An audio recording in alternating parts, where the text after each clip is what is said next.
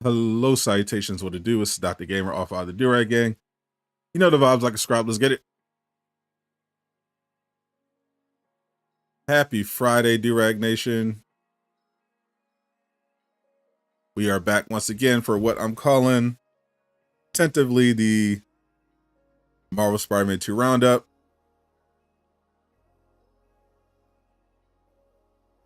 We're going to hang out, chat about Spider-Man 2, go over some of the latest news. I'll do this when there's like actual news, like yesterday, which is getting crazy. With all the Venom stuff, there's some stuff I missed in my video as well. Some information came out later, so I want to go over those details so that we get the full picture of what exactly is going on at Comic-Con when it comes to Marvel Spider-Man 2.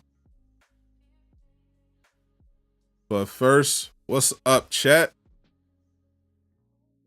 How's everyone doing? What's up, Chris, Tyler, Infinity Blaze, Burkay? We're gonna get everybody a chance to come in. What's up, Lock B? You made your first video. Congratulations. I remember my first video. It was not good, but it did really good. And it launched my channel. So you never know. What's up, Nava Flow? Shout out to all my members, all the mods. Appreciate y'all holding it down, supporting the channel monthly with your membership. Means a lot. What's up, Noah, Avery, Spider-Man? Oh, we got Spider-Man in here. The man himself. Which one though? Peter? Is that Peter Parker? What universe you repping, son? Kanai. Tyler, so that is Venom. That is a vicious rumor that I cannot confirm or deny my involvement. What's up, Riley Gaming? For those coming in, we're going to be going over some Spider-Man 2 news, and we're going to just be generally talking about the game, what's been going on. This is the second of these I'm doing, like a couple times a week. When there's news, I'll do one of these live streams where we just hang out. I go over the news, I talk about some stuff. I want to do that today because we had some big news drop yesterday.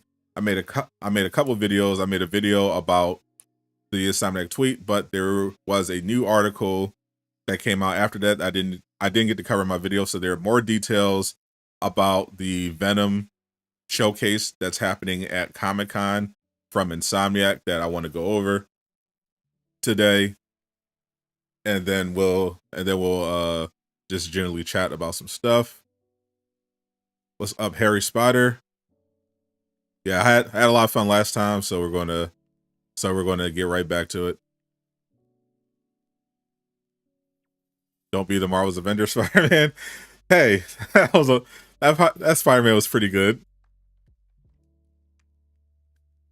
How long is the order?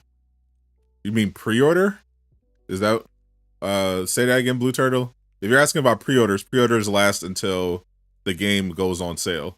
I mean, officially launches live, which is October 20th. What's up, King Josh? DMP Jet. You didn't miss anything. We're just getting started. Just getting everyone. You know, it's Friday morning for me, almost afternoon, pretty much afternoon. McDonald's is serving lunch right now, so pretty much afternoon. Just hanging out, just giving everyone a chance to come in, and then we're going to go over the news once more people are in here, and we can chat about some stuff because there's some cool stuff to go over. You have 60,000 views on your channel. Congratulations. YouTube is definitely hard, so for sure, props. Keep grinding. Morning. We're actually, speaking of YouTube, we just hit 48,000 subscribers. We are almost at the big 5-0. Once again, the support means a whole lot to me. This is absolutely crazy. I started the OG supporters of this channel know I started in March of 2021 with 17 subscribers, and I just was like, oh, let me make Marvel's Avengers Hawkeye build video, see where that goes. and now we're 2,000 away from 50K. So that's that's actually crazy to me. So I definitely appreciate all of you, whether you donate directly, whether you are a membership, whether you buy, we support the sponsors, whether you just show up to the video, show up to the live streams, leave a like, leave a comment, subscribe. All that is huge and very important. So I definitely appreciate all all you guys for the continued support. So let's get into some of this news, because this is what I didn't get to go over in my video yesterday, because I just saw the tweet that Insomniac made it, and was like, yo, I gotta make a video. So here it is. We'll switch to that. I want to go to Joseph Whitty view. Yeah, he be showing y'all his OBS setup. This is a article that Marvel.com dropped. Bill Roseman, VP over at Marvel, tweeted this. Shout out to Bill, Big Bill. He doesn't know me probably, but appreciate your work. So this is the Marvel Spider-Man 2 announces the Hall H panel. We generally know about that. And if you missed my video yesterday, you missed the news. We knew Insomniac was going to be doing a panel at Comic-Con. They confirmed that in the previous article that Marvel dropped, and Insomniac themselves tweeted it out that they will be at Comic-Con, but we didn't know what exactly that would be. And then they dropped a tweet yesterday clarifying it's going to be a panel called Symbiotic Relationships, and they're going to have a lot of voice actors there, and they're just going to be going over, we assume we were going with Venom, but now we got the article that goes into more detail exactly what the Hall H panel is. So officially it's going to be Thursday. We knew that, July 20th.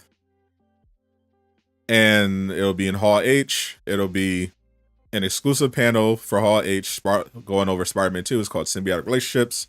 They're going to have the creative director, Brian Intihar, there, which we assumed. The game director, Ryan Smith, will be there. They're going to have the narrative director, John Paquette, there, and senior art director, Jacinda Chu. And, of course, they're going to have the voice actors. We're going to have Yuri, a.k.a. Peter, the homie Najee Jeter, shout out to Witty fam, Miles Morales, who plays Miles Morales. Laura Bailey's going to be there. She plays Mary Jane.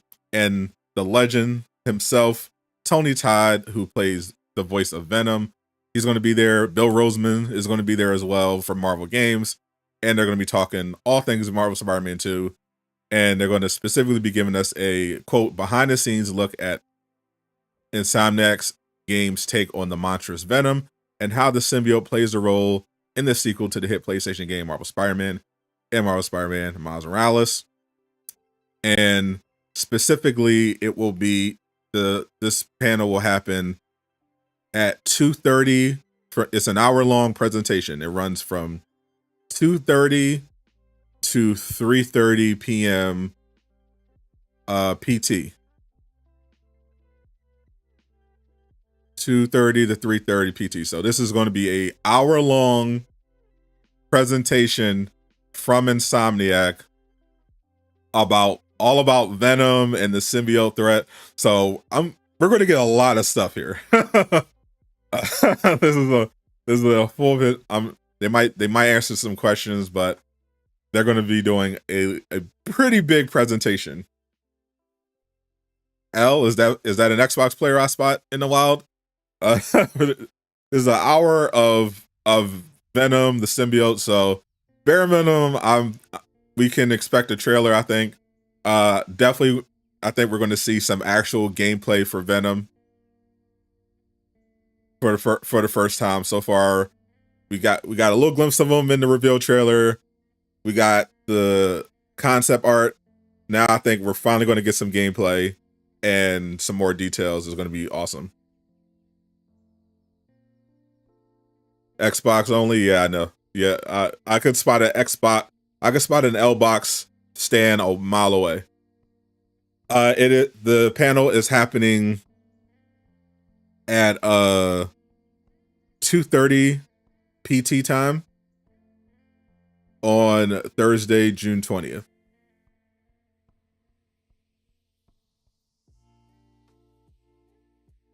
Now, this should be live streamed. I mentioned in the previous video that I made covering it. The VP of Marvel Digital, Ryan Penagos, he's going to be hosting live streams for all the Marvel panels. He mentioned it was mentioned in the article that he posted that there would be Spider-Man 2. There would be a panel for Spider-Man 2, but this kind of stay tuned, because if you look at that initial schedule, it didn't have the Spider-Man 2 panel on there, and we assumed it was going to be the Saturday showcase, but it's going to be the June 20th showcase. So I'm assuming Ryan is going to be streaming that as well. It would make sense if he's going to be doing live streams covering the Marvel panels, that he wouldn't be covering the most interesting and most hype panel. Is it true Spider-Man's plan being released in August? I can't confirm that. I haven't heard anyone from Insomniac mention that. The only thing we got, based on what I know, I'd say that's false. Maybe at some point they were hoping for August, but my understanding is they were always targeting the fall. Tony Todd, if you remember in the tweet that he had to delete, he said specifically they were targeting September, and they ended up going October. They were saying they were going to be, they just wanted to wait till they're 100% sure. You'll be off work that day now, Flo? Appreciate you. Yeah, I know some people are going to be taking off work that day to go to hype. A few months ago, Disney absorbed Marvel Entertainment, meaning they aren't a separate entity anymore. What do you think that means for Marvel Games division? I don't think that means really anything. I know I know there was a lot of corporate shuffling going on at Marvel, but in terms of what we care about, gaming, I don't think it means anything. Though I think something happened with the Embracer Group, because I'm pretty sure the $2 billion deal they had was with Disney to develop games. So I don't know what their plans are, if they pulled out of that Embracer Group arrangement. But as far as I know, we know Marvel Games is still doing Marvel game things.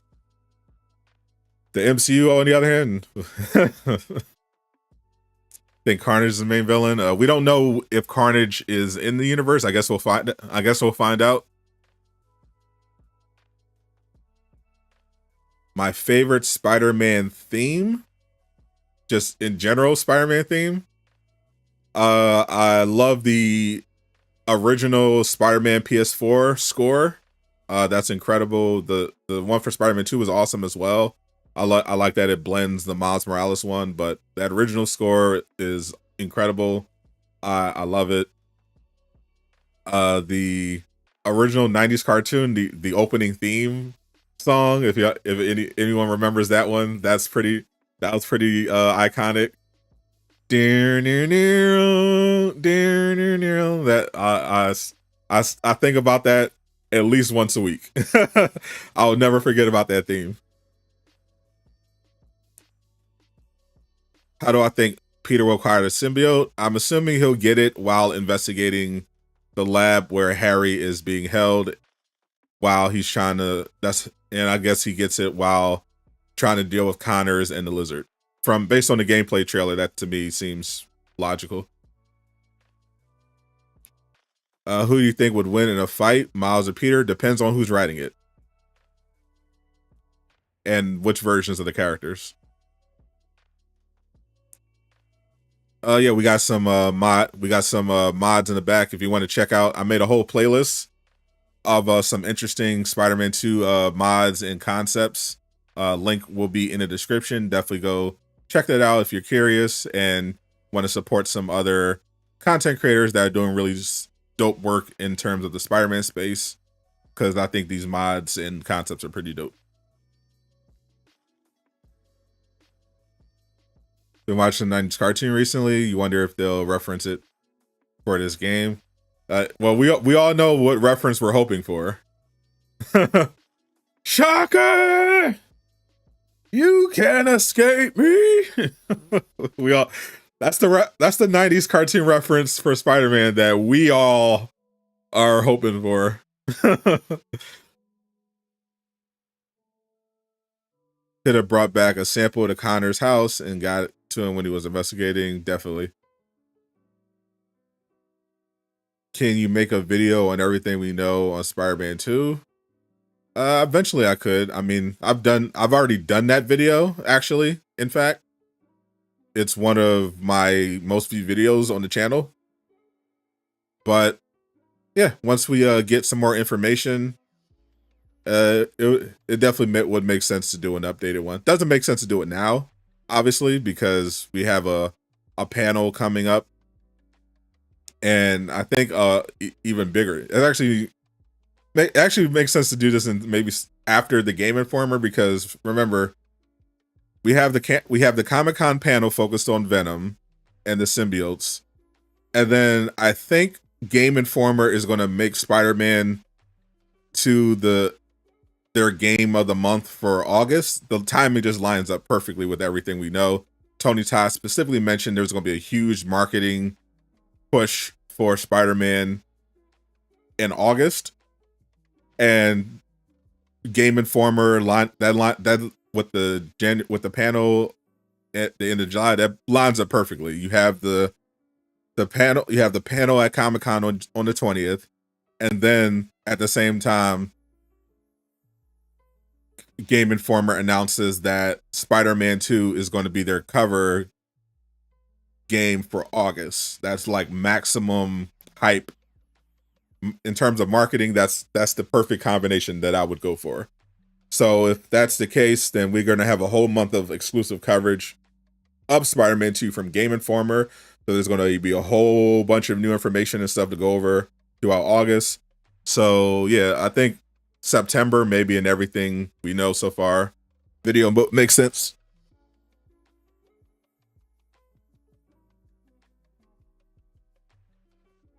Who's going to be the final boss in Spider-Man 2? Odds are it's going to be Venom or Peter, which might be the same person. Depending on how they want to do it. My vision of the game, one of my theory early on, one of my theories was that they would introduce Green Goblin in this game, and Peter with the symbiote suit would like go ballistic, and Miles would try to stop him, and from crossing that ultimate line, and eventually Peter would be so corrupted by the symbiote that him and Miles would have to end up fighting so that Miles could, save his friend and get the symbiote off of him. But it might just straight up just be whoever ends up being Venom at the end. I think multiple people are going to have the Venom. Could be Carnage. We have no idea. Yeah, they're definitely. I don't know. People, I get that question a surprising amount. I don't know why people think this is going to be a last game. This is like the story. There's clearly a lot more story left to tell, and this is a really ridiculously popular franchise. I don't understand why people think that that bare minimum we wouldn't get a trilogy. That's bare minimum. That's usually what we get when you start a series and the first one is super successful, and then the second one looks like it's going to be super successful, and you have a spinoff already. Like, there's no way they're not going to do at least a third game unless something crazy happens.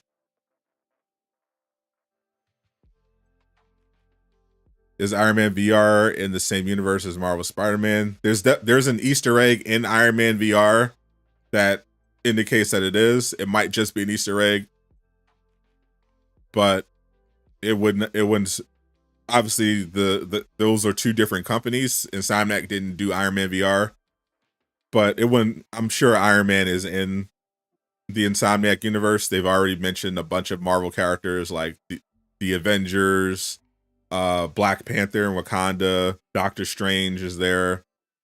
So pretty sure Iron Man's there. So regardless, Iron Man is definitely a character that could realistically interact or at least be aware of what's going on. It was a good shocker. Shocker!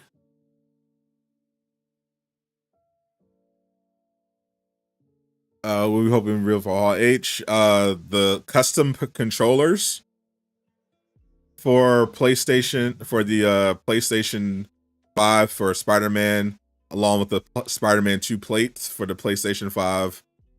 I want a little bit of Venom gameplay. I want maybe a preview of the symbiote suit skill tree, maybe some more details on how that will work. I know people are confused about whether or not you'll be able to use a symbiote once the game is over and you're just free roaming. So maybe just clarify that. I'm sure you'll be able to, but just clarify that. Maybe do a story trailer or the pre-order trailer where they show off the custom suits.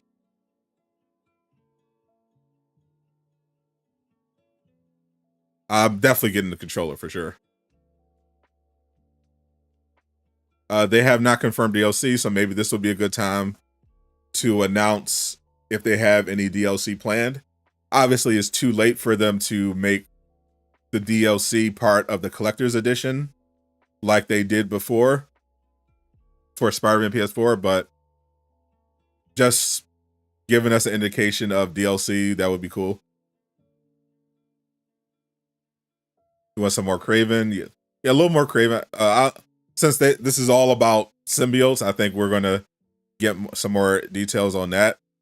Maybe just more details, because I'm guessing if they're going to be an hour-long symbiote themed demonstration panel, maybe not what Najiter said at that other panel was right. Maybe they're going to be everywhere. So maybe this is going to be like a Web of Shadows thing. Am I going? No. No. That would be quite expensive. I live on the East Coast. I would have to fly to the West Coast. I have to get a ticket, fly to the West Coast, buy a ticket to Comic-Con, get a hotel. That's a lot. I can just live stream it from my, and I can just live stream it from my bedroom and do tremendous, because I don't even have a vlog camera either. Like, there would be no point in me going there if I wasn't making content for it.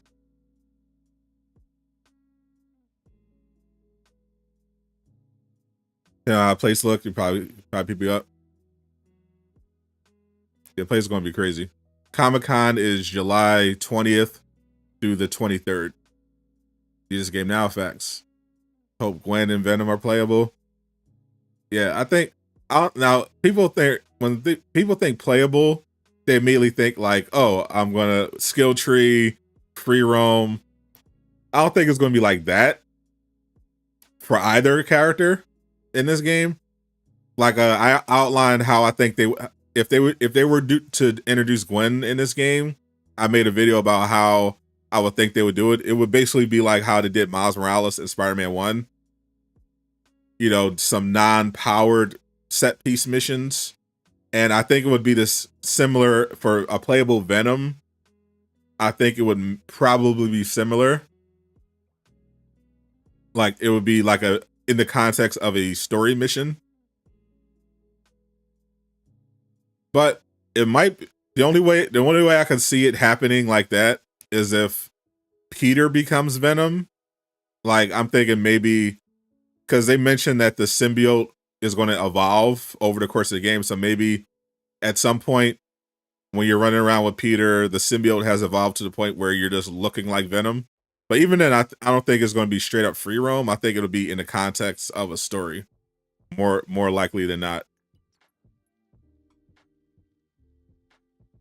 Not just regular free roam, but it could be that could be a way they could do it.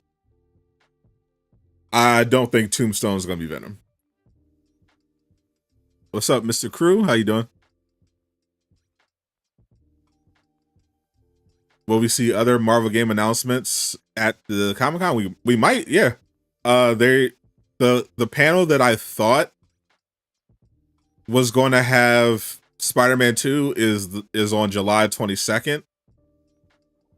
And it seems kind of somewhat vague, but it's, talking about shocking announcements for the future of Marvel. They said they already confirmed there's going to be some new info about Marvel Snap.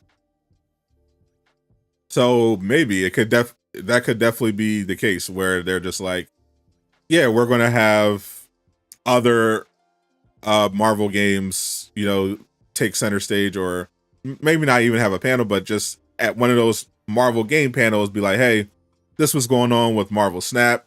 This is what's going on with this. They're going to do a panel specific for the tabletop game. So maybe during the Comic-Con they'll be like, yeah, this is the other Marvel games we have cooking up. This is an update on Iron Man or an official announcement for Black Panther. Yeah, that's definitely a possibility. You have a link to the custom controller, AIM controllers. That is all all links are in the description I have all the stuff on the screen, but all links are in the description. If you're trying to check out AIM and get a custom controller, type in !AIM in the chat. That'll come right up. If you're interested in any of this merch, they have Marvel, DC, Star Wars, anime. If you're a fan of Goku, Batman, they got pretty much everything. You can use my code to get a discount on everything. That's !merch. If you're just interested in getting some cool superhero or anime Star Wars merch for yourself or some family, friends, it supports the channel and it's cool. So win-win.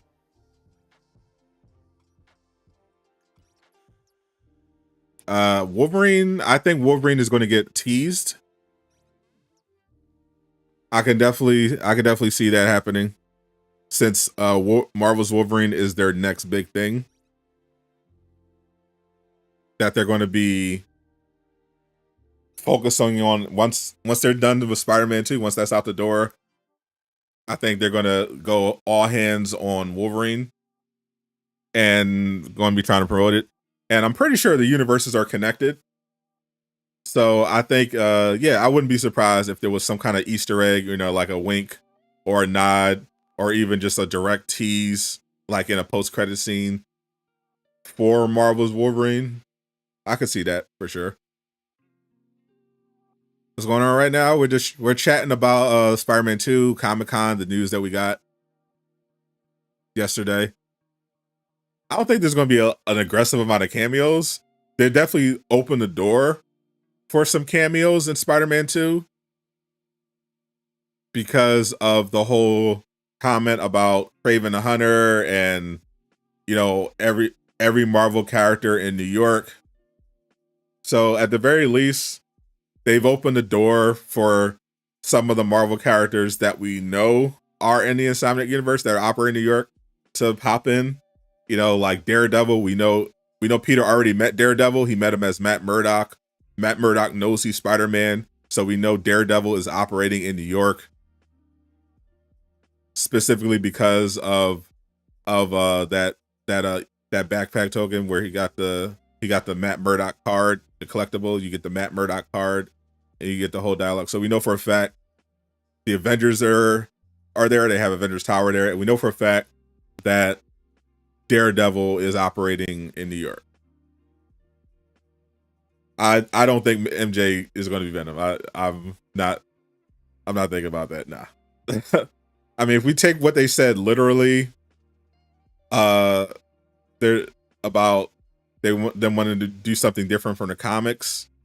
MJ has been Venom in the comics, but I think generally, even if they do something that was done in the comics. This is a pretty original story that they have so far, so I wouldn't worry too much about it. But it seems to me that they're very overtly, not at all subtly, saying that it's Harry or Norman and Peter are the candidates.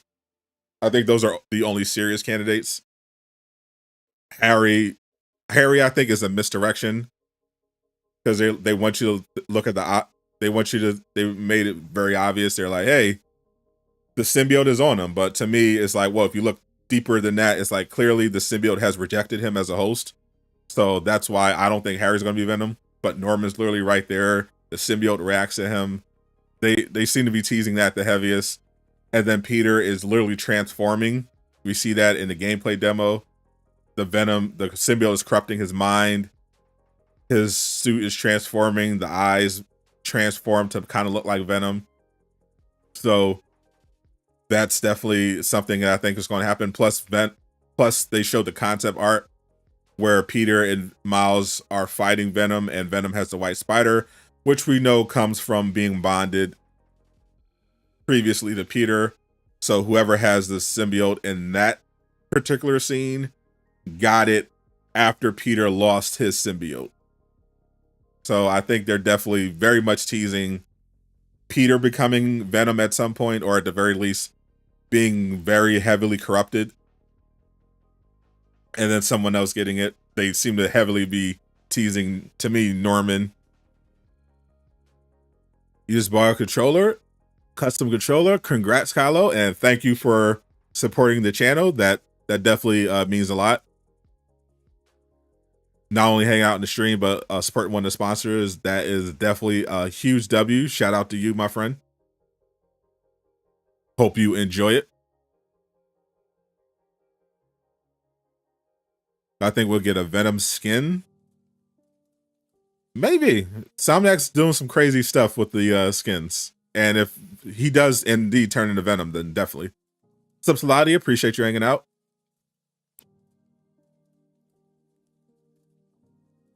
Shot the Gamer, Spider-Man 2, anything Xbox could ever hope to create. Well, I wouldn't go that far. Xbox does have one thing that could be great, and that is which I don't think they're going to do this time, but if sometime in the future they created a next-gen Fable game that was as good or better than Fable 2, then yeah, I would be all about that. It's crazy you're at 40k subs. Yeah, it is definitely insane.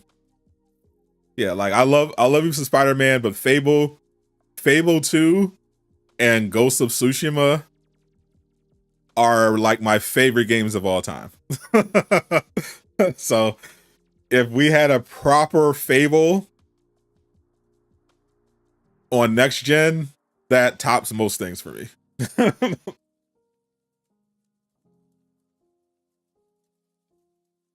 Can I answer your question? What question? I answered one of your questions already, Blazing Flame. Not sure. Did you answer another one? I answered your question about Marvel Entertainment already. Did you have another one that I missed?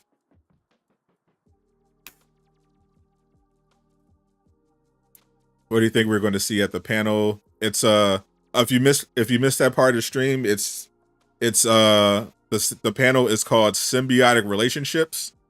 It's a deep dive into Venom and the symbiote and how it impacts the story. The panel lasts for an hour long. It will have the main voice actors for the game, as well as the VP of marketing of the VP of Marvel, and a bunch of high ups from Insomniac. And it's going to be at 2:30 Eastern. I mean 2:30 PT time.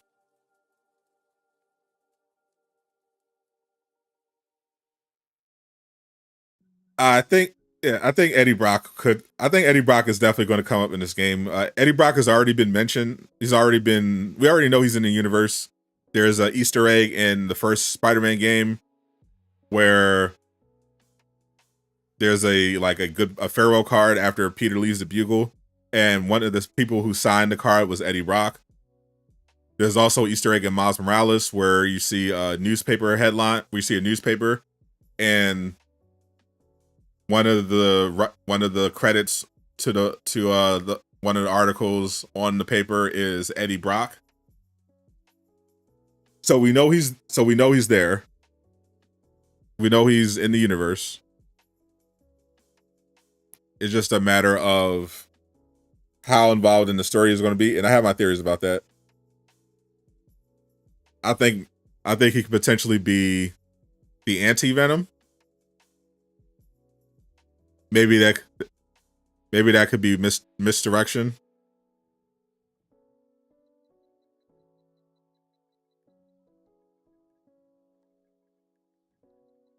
Like I don't think they're gonna go full Rocksteady like what happened with Arkham Knight. But it's hard for me to believe that they're gonna have a game heavily about Venom and the symbiotes and Eddie Brock not be involved at all. I have a hard time believing that's going to be the case. So I don't think they're gonna go full Arkham Knight and just straight up like Rocksteady did, just straight up lie how they did about how Jason Todd wasn't going to be the Arkham Knight. But I do think Eddie Brock is going to be featured in the game. Maybe not Venom, but maybe the anti-Venom, or maybe he gets the symbiote at the end of the game in like a post-credit scene, or they hint that he's going to get it in the post-credit scene. I think Eddie Brock is definitely going to be involved somehow in this. It would be weird to have that, to introduce that story and that character and not have Eddie Brock anywhere near it, especially since Eddie Brock is in the universe. That would just like, I'm perfectly fine if Eddie Brock is not the main Venom in the game. I think for their story, it makes sense for it to be connected with the Osborns. But for Eddie to not be involved at all is weird to me. Actually, about the Marvel Games division, yeah, I answered that already. If you weren't here for that, I said that I'm not worried about it at all.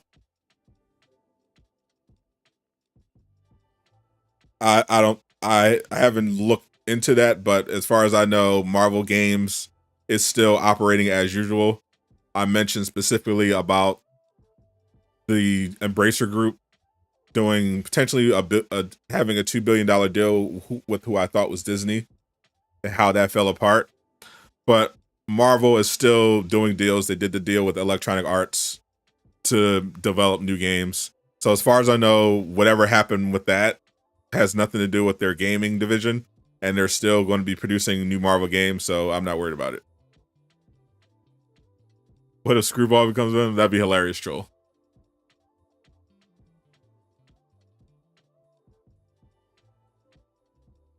He didn't lie. Let's not play that game. They definitely lied.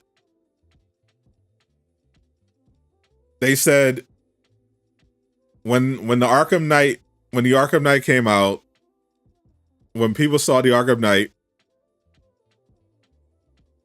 they were like, "Hey, Arkham Knight, I think it's Jason Todd. I think the Arkham Knight is Jason Todd." They 100% lied. There was no they 100% lied. There's not even an argument. People specifically said, "Hey, we think the Arkham Knight is Jason Todd," and they said, "No, it's an original character. You're wrong. It's an original character." And we found out, actually, it's not. It's Jason Todd.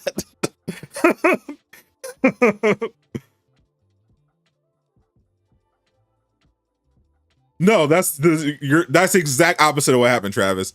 People knew it was Jason Todd. That's what prompted the comment. People are like, "Oh, that's probably Jason Todd." And then Rocksteady said, "No, it's not. It's an original character." When people kept saying, "Yeah, Jason Todd is definitely the Arkham Knight." And then they played the game and found out, oh yeah, Jason Todd is the Arkham Knight, like we said. So it was Cap. That's what happened. This is not a half truth. It's a lie. It's just straight up.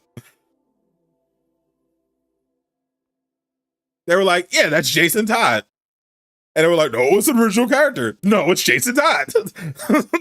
Like, a half truth would be like if, say, because like I just brought this up before.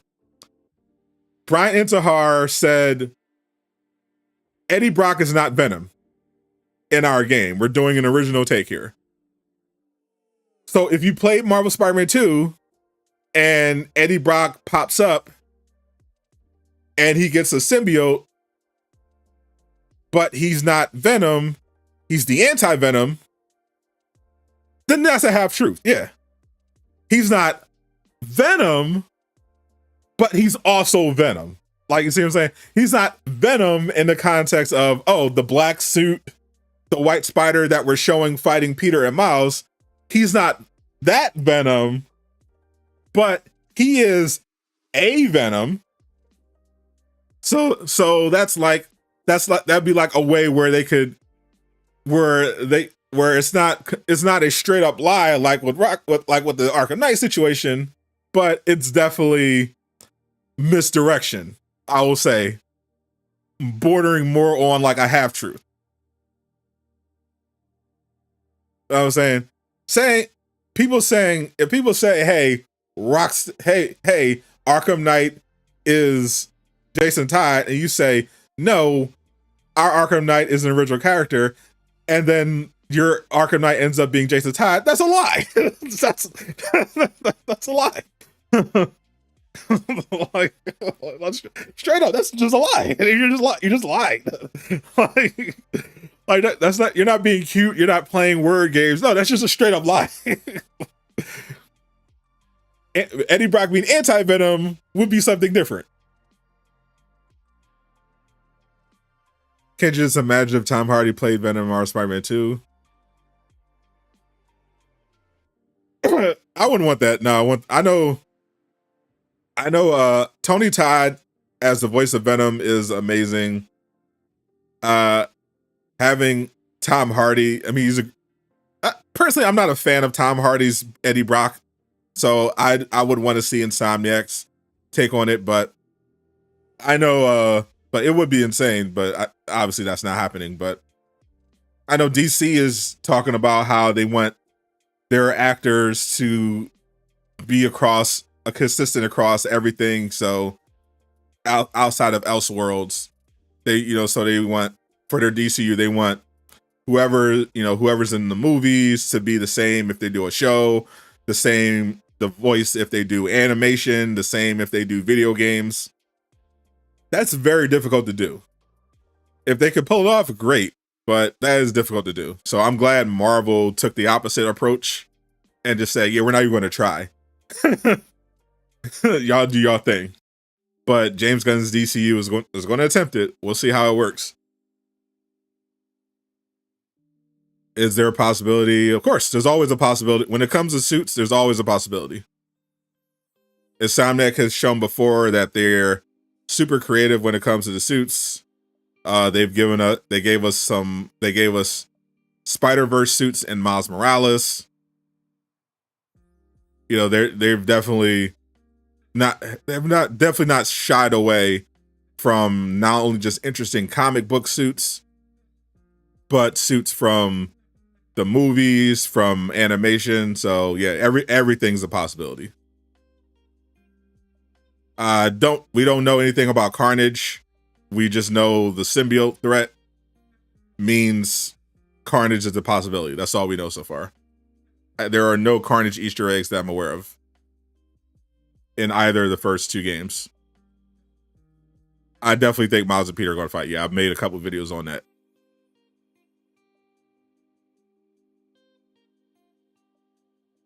How long do I think it takes to make one suit? I have no idea. I'm not that familiar with that aspect of game development. I know just from what I've heard, it depends. I know in some cases they get like with a MCU suit or something, they get set assets by the company. But in terms of just designing the suit, that doesn't take too long, because if you're doing a comic book inspired suit, if you're doing just a comic book or suit or something, you already have the design. So that part doesn't take particularly long. What does take a long time is taking the suit and putting it on, not only putting it on the character in a 3D model, but animating it, making it so that the suit works in every instance of the character. Because remember, when you put on a suit, that suit has to appear in every cutscene in the game. It has to be available. It has to be working correctly while you're free roaming, while you're fighting in boss battle. Everything, every instance of that character appearing, the suit has to match, and you have to do that for every suit. So that's definitely going to be time consuming, because you got to make sure there's no like texture breakdowns. That, we saw that happen a lot in Avengers. You got to make sure none of that happens across the entire game, which definitely is time consuming.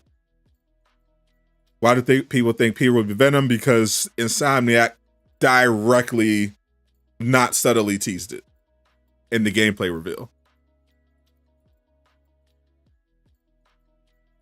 And in the subsequent interviews. We know a common part of the story is that Peter gets corrupted by the symbiote.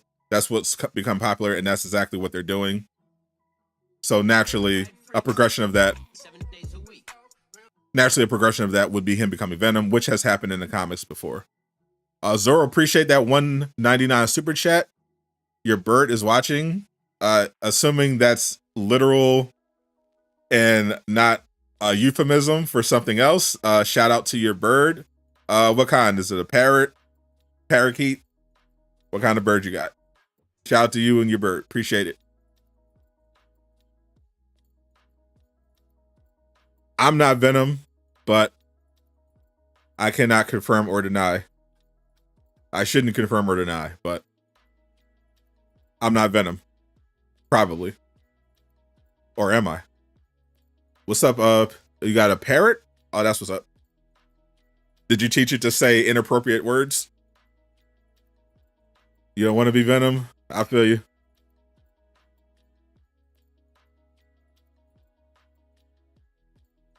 Venom be like, your death will be a tale to frighten children, to make lovers cling closer in their rapture. Come with me and BI. Bars.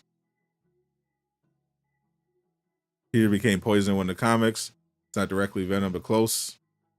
Okay, shout out your dog. Definitely shout out to your dog. What kind of dog you got, Lil Joe? Love dogs. I think golden retrievers are my favorite. Followed by pit bulls. Pit bulls are surprisingly, I mean, they have this bad perception, but one of my mentors growing up had a pit bull, and I was staying over his house one day watching the dog, and just the sweetest, coolest dog. So I definitely got love for the pits. Hope so that would be the new J. Joe. Bro, I would crush it doing a podcast where I'm just hating on Spider-Man. Absolutely. Sign me up. Like, because JJ is going to run the Bugle now. So if they needed someone new to host this podcast, I would definitely step in to just be a Spider-Man hater. That would be fun. Australian Shepherd, nice. I love golden retrievers. I love pit bulls. I love huskies a lot. My best friend has had huskies growing up. Love those dogs. And corgis are cute. I like how just tiny and they are. They just look so adorable. Definitely shout out your dog, Gunner. Will there be a Sinister 7? Ooh, I don't think there's going to be a Sinister 6. I think we can see some members of the Sinister 6, but I don't think they're going to be united again in Spider-Man 2. My top 5 favorite Spider-Man games: Spider-Man, Marvel Spider-Man PS4, no, Marvel Spider-Man Miles Morales, Spider-Man PS4, Spider-Man 2, even though it's not out yet, Web of Shadows, and Shattered Dimensions. What if Venom is just a guy walking? That would be anticlimactic. Love Pomeranians. Black White Husky with blue eyes is your dream dog. That sounds dope. The release date for Sadot. Sadot currently does not have a release date, but it is a ongoing project that I am working on and hope to one day release to the world. But I probably won't call it Sadot. Sinister 10. Could be 2 Venoms. I definitely think there's going to be more than 1 Venom. Yeah, I made a video about how I think Peter will become Venom at some point. I think that's definitely something they're setting up. I think Norman is going to be Venom, and I think Eddie Brock is going to be anti-Venom. W list. Shout out to the Evil Penguin Gunther. Shout out. Web of Shadows. Yeah, you can't. You definitely can't have a Spider-Man top 5 games without including Web of Shadows. For sure. Appreciate you, Blazing. Definitely appreciate the support and your passion for Marvel. Poison was Venom. Just Pete didn't take it off. Yeah, I can definitely see. Insomniac definitely seems to be hinting at the symbiote transforming. Well, they definitely said the symbiote is going to be transforming and evolving, but based on how we saw it affecting Peter, it definitely looks like he's going pretty far on the dark side, pretty dark. You know, it was one thing to snap at Miles and be rude, but then he like injured a civilian that he rescued by casually throwing them. You know, it seems like he might go overboard trying to capture Lizard. You know, the whole big teeth thing. The whole big teeth thing was a pretty big blatant Venom tease. Do I have Goat Simulator? I don't. I could have gotten that game, but I didn't end up grabbing the code. What's up, Cap Tay? Last of Understanding. Salute to you, my friend. Hope you get a PS5 this year. Love the thumbnails. I appreciate it. I love putting in the work. So that you got a challenge when the game out, you want to do a stream and beat the game in one. That's a that's a lot. That would have to be at least a 24-hour stream. I don't think it's possible. Like, especially if this game is longer than Spider-Man PS4. I don't know if that's possible to speed run the whole story.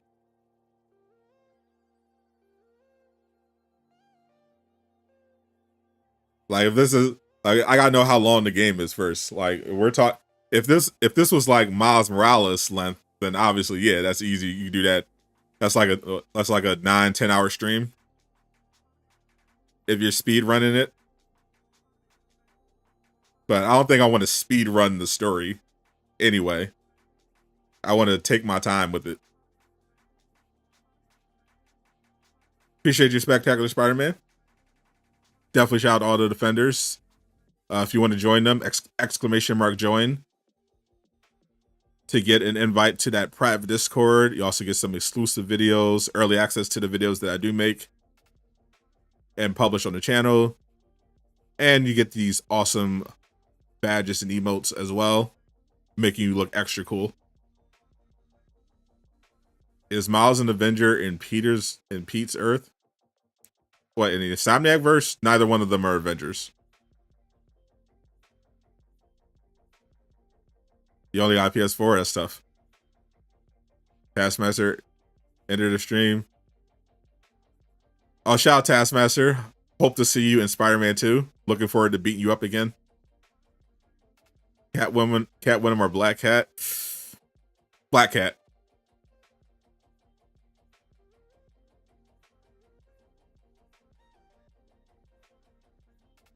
It's close, but it's close, but I do favor Felicia. I'm a little biased because of Spider-Man actually allowing us to have, you know, a relatively recent video game, and I thought they did a great job with Selena, but you know, Arkham Selena is definitely goated as well, but I think Spider-Man PS4 Black Cat I give her the edge over Arkham Selena. Comics are pretty close. They're like even in the comics.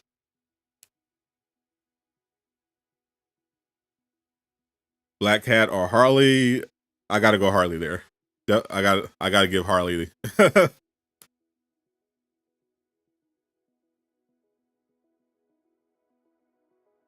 I would definitely not want to date Harley at all, but I give the nod to her just terms of just being hotter. But I would absolutely never want to date Harley Quinn.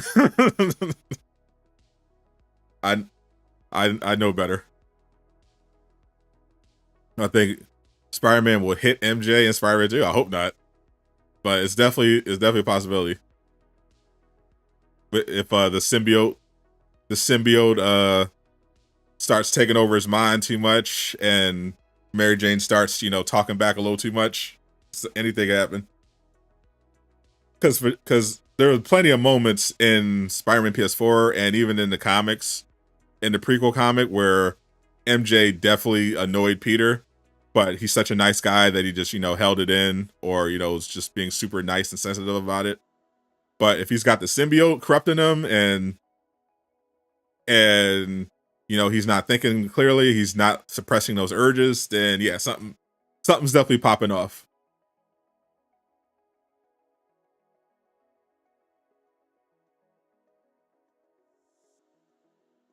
I'm sure they're both wonderful in bed, but when it comes to people like Harley, you don't want to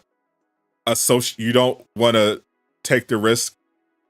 There's much more important things in a relationship than how good they are in bed. Like, Harley is someone that could literally bash your head in your sleep. There's a not 0% chance of that happening. Just because. Do I listen to Doja Cat? I do not. So I think Spider-Man 2 could win some awards for sure. I don't think it's going to get Game of the Year. I'm pretty sure the voters have already decided to give that to Tears of the Kingdom, but they should definitely win something. No, the story is, when they say dark, ignore comments like that. It's going to be dark or whatever. Look at the rating. The rating is T for teen. So, as dark as it could be, it's not going to be anything more than what we got in the previous two games. If it was rated M or something, then yeah, maybe we could see Venom bite someone in half. But this is T for teen, so there's definitely going to be a lot more user friendly violence. They will definitely ruin your life.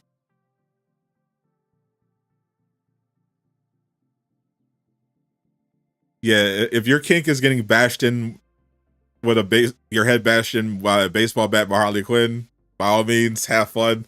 It's not mine.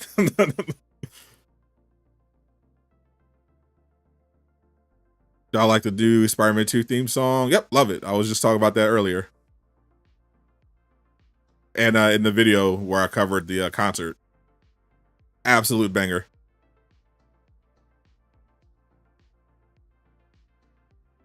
90% Venom is going to be Norman, 10% Craven. I think it's 0% Craven. I'm comfortable saying 0% Craven. I'll say 1% Craven. Because because I do support the multiple Venom theory, but they already planned Venom before Craven was even a thought of being in the game. So if there's just one Venom, then the chances of it being Craven are 0%. But if it's multiple Venom, then maybe you can argue it. You can argue it because they at least one Venom, they already decided who that was going to be while they were developing Spider-Man PS4. Then while they were making Spider-Man 2, they were like, okay, we got Venom, we got Lizard, but we want another main villain that we want to incorporate in the story. And that's when they decided, okay, we'll bring Craven into this. So that's why the whole Craven Venom thing, I think it's next to 0% chance of that happening.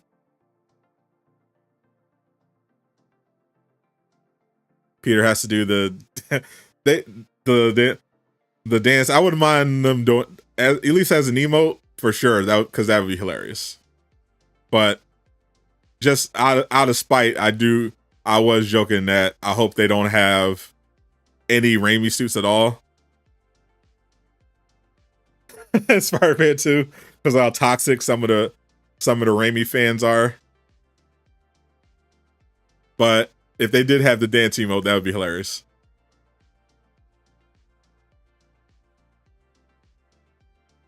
Just holding out for Goblin. I don't think Goblin, most likely, I don't think Goblin is going to be in the game in terms of a boss fight.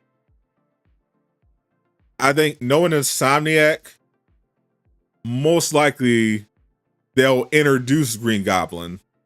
Like they'll tease it like at the end, like as a post-credit scene, where it's like, yeah, Green Goblin, definitely a thing for Spider-Man 3.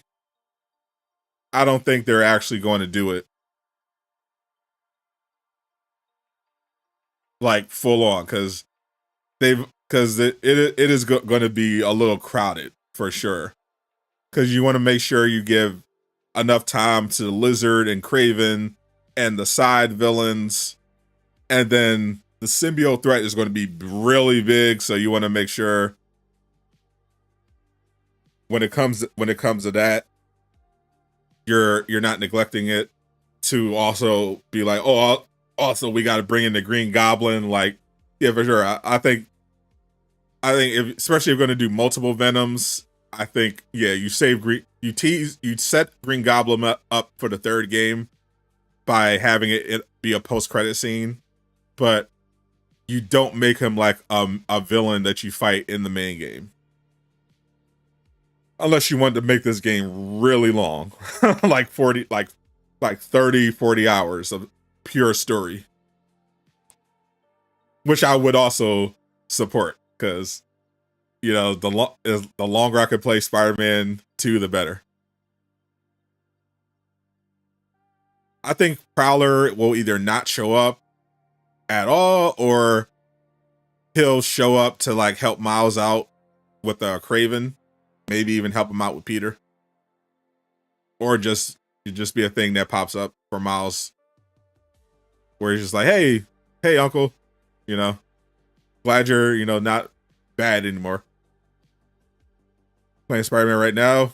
Yeah, I got it. I think tomorrow we're gonna continue the Spider-Man remastered playthrough. We gotta tackle the Black Cat DLC. So we're gonna be doing the DLC on stream. So look out for that. What do you think Venom's goal will be? To destroy Spider-Man.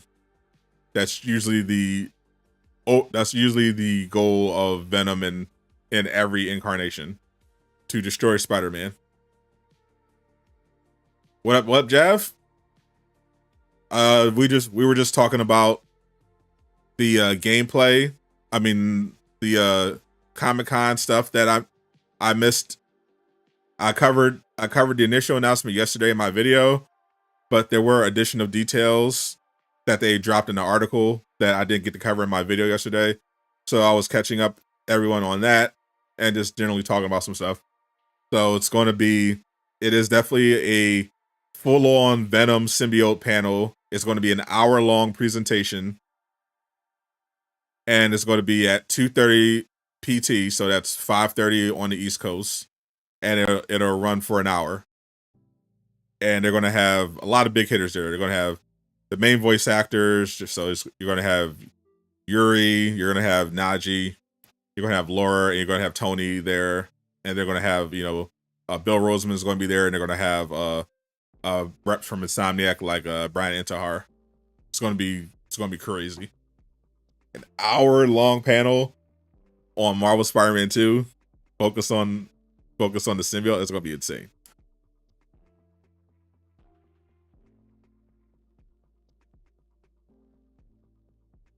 Might do that. They might go Web of Shadows with that, yeah, because Naji Jeter did say they everywhere, so maybe. Why does Venom want to destroy Spider-Man? So in most cases, like in terms of the most popular Venom storylines, the identity of Venom is Eddie Brock. He's the most popular. He was the OG. Eddie Brock is Venom, and Eddie Brock's deal is that he has a personal grudge against Spider-Man because at some point in all these storylines, Peter or Spider-Man somehow messes up his career. Something happens and he blame with his career, and he blames Spider-Man for it. So his rage and hatred for Spider-Man makes him a target for the symbiote, and the symbiote feeds into that rage, makes him Venom, and then he goes after Spider-Man. Yep, July 20th. Thursday, July 20th, 2:30 PT. We're going to be covering it right here on the channel. I'm pretty sure Ryan Panagos is going to be having his live stream of the whole panel. So we're going to be co-streaming that. It's going to be a lot of fun. Best Venom design. Honestly, the live action Venom designs decent, but Insomniac's Venom design, from what we saw, is pretty goated. Especially the White Spider one that they showed at the Summer Game Fest. Love that design. Looks incredible.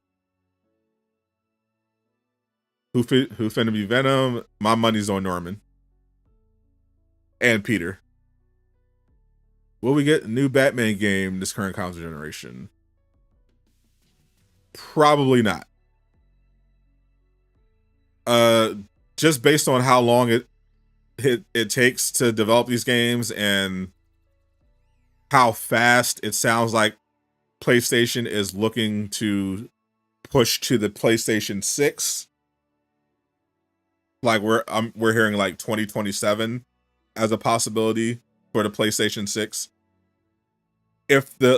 We know Rocksteady is focused on Suicide Squad, Kill the Justice League, so it's not going to be them. And we know WB Games Montreal is currently working on a DC game that they haven't announced yet in Unreal Engine 5. But we think it's probably Superman. We don't know what it is though. If it's not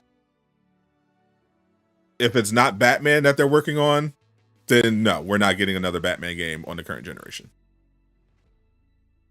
Unless DC decides to outsource it to having one of the other studios work on it, because in their effort to make more games, but I doubt it, because one of the problems with the previous regime is that not only did they not pay attention too much to the video game division, they had an over reliance on Batman games. So I think the coming DC game announcements are going to be looking to expand and focus on more DC characters than just Batman. Like we got the Wonder Woman from Monolith, we got Suicide Squad from Rocksteady, and we might have they directly tease Superman. So Batman, I don't think it's happening. Maybe. McShawn coming through with the 5. Appreciate you, my friend. Do you think they have gone? Do you think they have gone third playable character show off, or do you think Simon might make it? If there is a third playable character, I don't think they're going to show it at Comic-Con. No. Because I'm pretty sure I'm pretty sure Miles Morales was a surprise. When they promote the game, because I'm thinking back to the promotion of Spider-Man PS4. We got to see they had the constructions they had the construction site stuff where they teased and they teased Martin Lee. That's where we thought Martin Lee was going to be the main villain. Then they did a gameplay demo of the raft and the prison break, which introduced us to 5 of the members of Sinister Six. So I don't think if there's another playable character, they're going to show it now. I don't think I think they're going to leave that as a surprise. I mean, unless you count Mary Jane as a third player character, then yeah, I don't think they'll show that, but I think Mary Jane will be playable at some point in this game. I'm just letting you know. I don't think it's going to be as extreme as it was in Spider-Man PS4, but we're definitely getting some playable MJ. I feel like that's definitely happening. I don't think we're getting a Venom spinoff game now. You think in the future Rocksteady or WB will make a new Batman game? In the future, maybe. I mean, the future is a pretty vague term. In the near future, I just covered that. No, but in the distant future, sure, why not? That could be 20 years from now. It could be 10 years from now. I'm sure somebody at some point is going to make another Batman game, but I don't think it's going to happen anytime soon, unless the game WB Games Montreal is working on right now is Batman. It's going to be a while before we get another Batman game. I'm pretty confident in that, which is good because I love Batman, but we've gotten some pretty good Batman games. I think it's time that WB expand the horizons a bit and give us some DC games that aren't Batman. That's why I'm really looking forward to Wonder Woman. I was looking forward to Suicide Squad. I hope they fix whatever they got to fix, because I'm looking forward to playing it, but I'm definitely all Batmaned out. Is it wrong of you to feel Norman's personality, especially in Sam Next? Christian doesn't generally fit Venom's personality. Venom's or the host. Like, that's the thing. Norman's personality 100% fits a host of who will be Venom. Like, Norman is petty, he's angry, he feels very strong emotions. So yeah, he's definitely the perfect host for Venom. Especially if something goes down between him and Spider-Man. Recently found your channel, like the content. Your content you created yourself. I appreciate you, Assemble. Yeah, I think there's definitely going to be a surprise.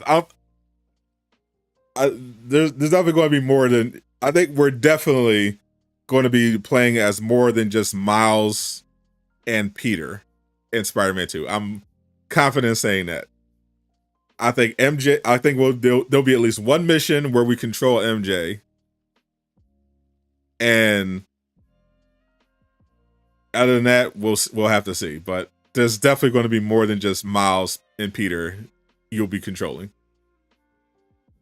Superior Spider-Man, it's definitely a possibility. They've set it up. Their story is set up to do it. I don't think they will, but they've definitely set the story up where they can go that direction if they want to. Look at you here. Jay Shockblast, my co-host. What's up, my friend? Mr. Mortal Kombat himself. Definitely go check out Jay Shockblast if you haven't already. We got our podcast happening tonight at 8 o'clock, where we're going to be talking about Comic-Con and some Secret Invasion. I still haven't even watched the third episode of Secret Invasion, so I gotta watch that, and then we'll chat about it on the pod. Today you're Mr. Armored Core. Oh, you're going that route today. Okay. This man's always switching it up. Well, Mr. Armored Core, which is the current Game Informer game of the month of July. What's up, IDK bro? Appreciate you stopping through. I just covered the stuff that I missed yesterday about the Venom showcase during Comic-Con. We already knew they were doing the showcase at Comic-Con. And in my video, I covered that it's called Symbiotic Relationships, and it's going to seemingly be a deep dive into Venom, but we got confirmation in an article that it is going to be an hour-long deep dive into Venom and the symbiotes. They're going to have pretty much the biggest people related to Insomniac and Spider-Man and Marvel games there.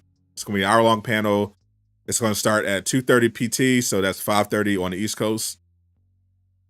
And it's going to run for a whole hour. It's going to be all about symbiotes and Venom. And I'm very much looking forward to it. We're going to be live streaming the whole thing. They put out their video you're in today. Oh, they did? Oh, so Jay getting all them Armored Core groupies flocking to his DMs. Oh my God, aren't you the guy from Armored Core? Oh my God, Jay Shotblast. I saw you in Armored Core. Oh my God, I love you. Sign my lower back. Oh.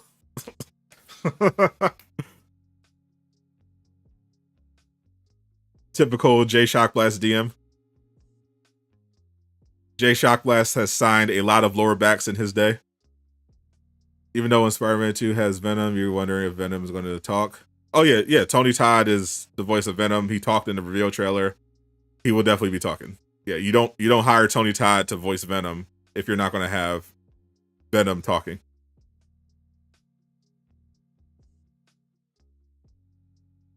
Sure, like literally in the reveal trailer, we heard him talk. Yes, we will. Yeah, iconic Tony. I can't do the Tony Todd voice. Tony Todd is goated at that. Yes, you gotta do more. You gotta put more air into it.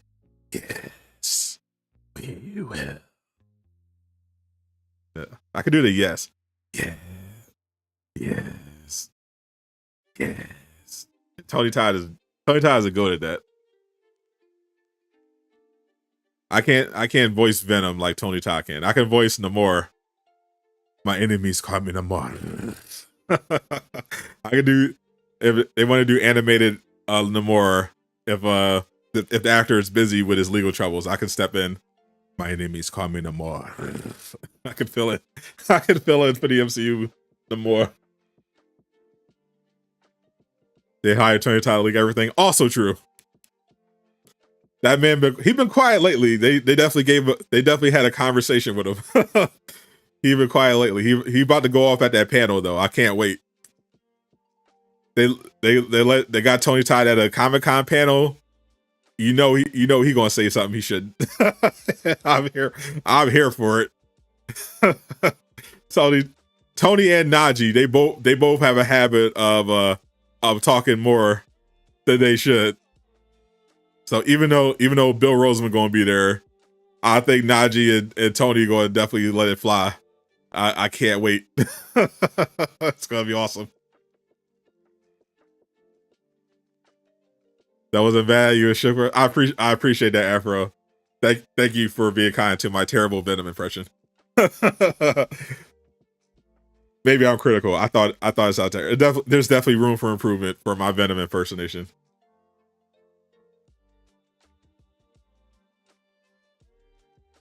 Zoro, shout out to One Piece. I definitely need to get into that, but probably going to be the manga because I'm not going to have time to sit down and watch 10,000 episodes of the anime anytime soon. But yep, if you are subscribed to the channel and you support the content, you are part of the Durag Nation. Just be cool and join the vibe and interact, and you are a part of it. Welcome, my friend. Yeah, Venom was first heard of him. You thought he was a tarantula. Could Venom make weapons with his powers? Oh, yeah, Venom. Yeah, Venom. For sure. I mean, we see Peter doing it, like, to an extent, using the symbiote's tentacles to manipulate and create shapes and stuff like that. Yeah, for sure. That's definitely been a consistent part of Venom's arsenal. Agent Venom literally uses weapons, but yeah, the standard Venom definitely morphs the tendrils of the symbiote into different things that you have to definitely dodge. When do you think we'll see announcements of the WB Montreal game? I was hoping they would do that at Summer Game Fest. I thought that would be a great opportunity there, but they didn't.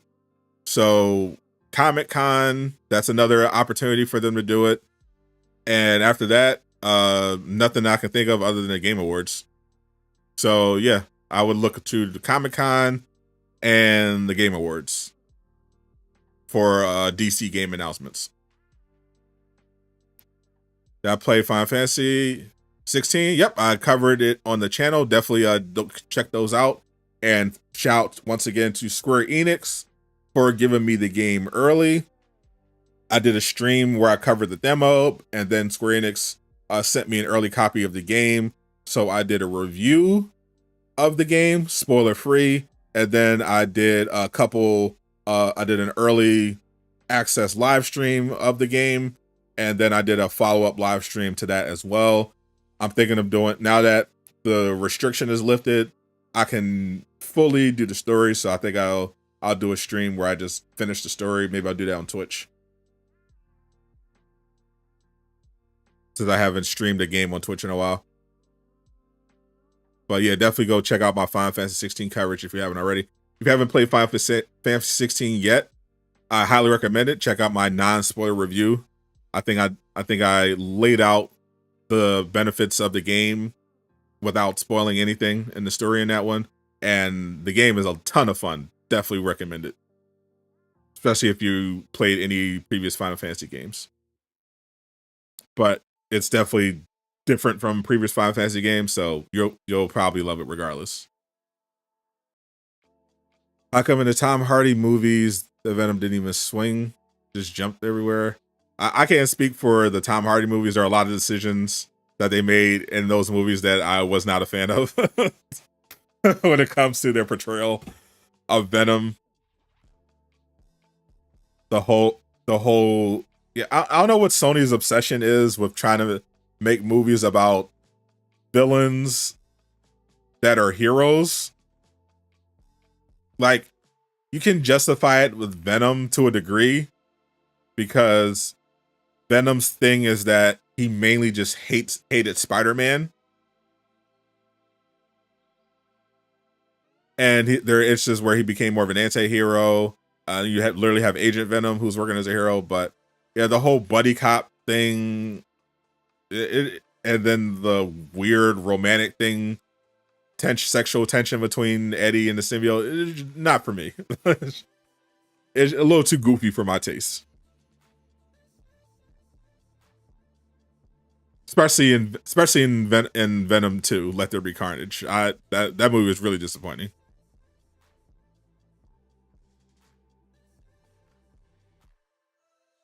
Venom Spider-Man team up. I'm the only one that wants a new Predator game. A Predator game could be cool. I think there's a demand for that. Somewhat a demand for that. Let's talk about difficulty. Do you think the game will be more challenging? I hope so.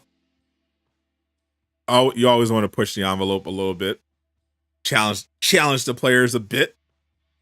But they might go in the opposite direction. You know, Final Fantasy 16, for example, opted more for accessibility than giving players a hardcore challenge. And I like how Spider-Man seems to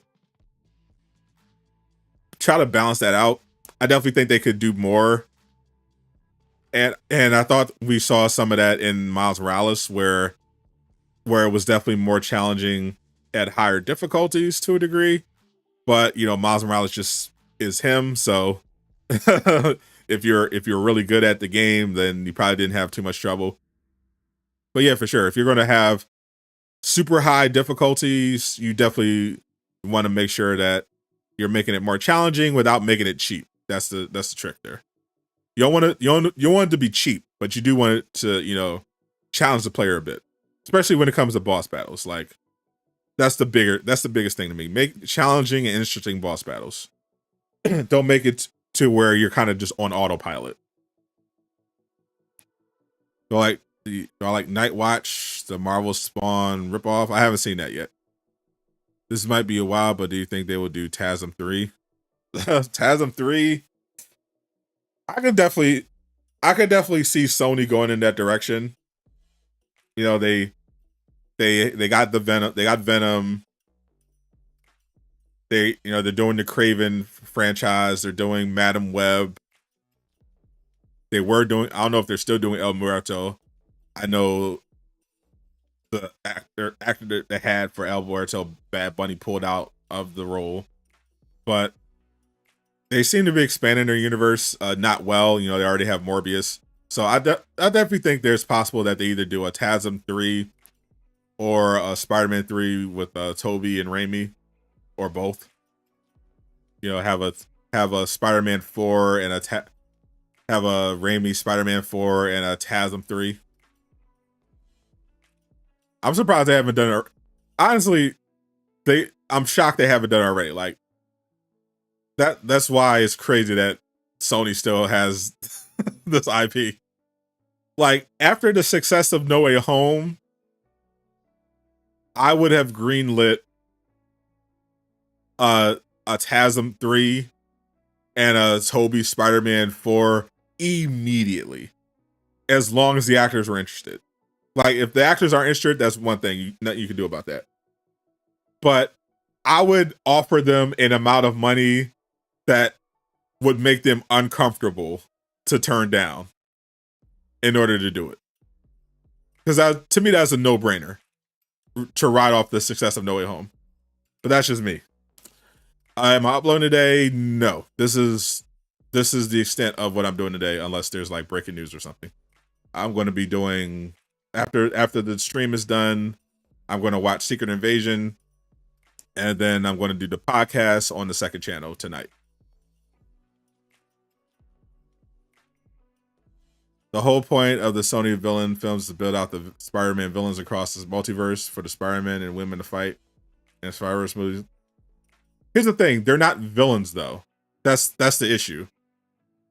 Like Kraven the Hunter, we saw in the trailer, explicitly is not a villain.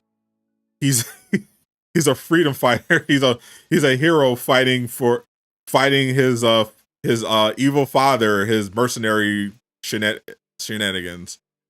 Morbius was not a villain. He was a doctor who was transformed, by his attempts to cure this disease that turned him into a monster, but he got himself under control and fought the real monster, the shirtless dancing guy.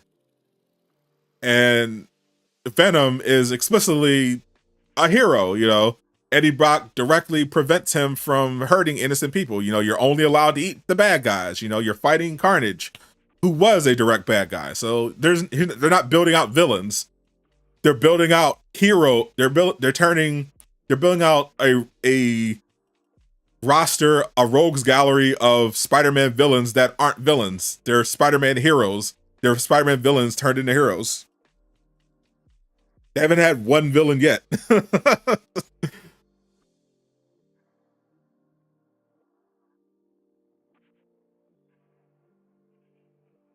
All right, Mason, appreciate you. What's up, Darius? Welcome.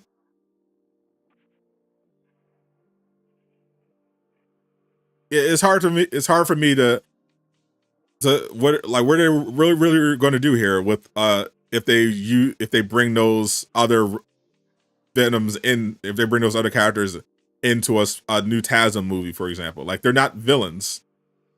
Like, you already resolved their arcs during their own movies. They're heroes. Who've never encountered Spider-Man.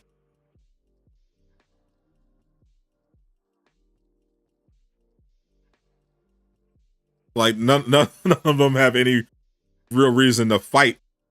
Like, even if the symbiote has residual feelings from a shared memory about Spider-Man, Eddie Brock has no reason to fight Spider-Man. Literally, he was transported into the MCU universe during the whole No Way Home incident, where all the other Spider-Man villains fought Spider-Man.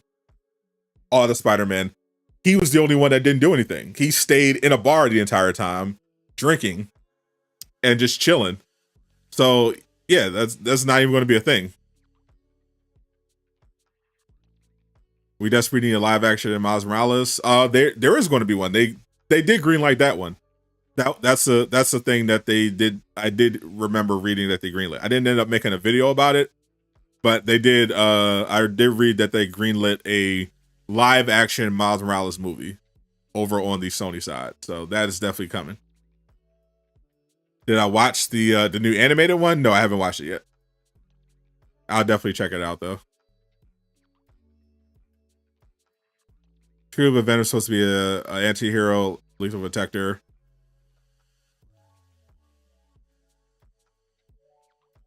That's the thing. Craven is a villain, explicitly a villain. Like, in the comics, he's a mercenary, but his whole thing is about looking the thrill of the hunt, looking the challenge. Venom is a villain for Peter, for Spider-Man specifically.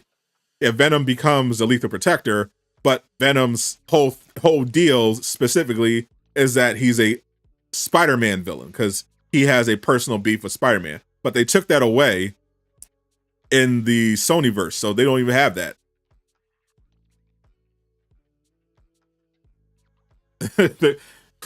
And Craven, based on the trailer, is literally just a hero. Like, he's not about the thrill of the hunt. He's directly against all of his father's activities. His father is more Craven the Hunter than Craven the Hunter is. His father is definitely Craven. Russell Crowe is Craven the Hunter. I don't know what their Craven is. He's an American tourist who's fighting for freedom or something. He's not Craven. His father is the real Craven.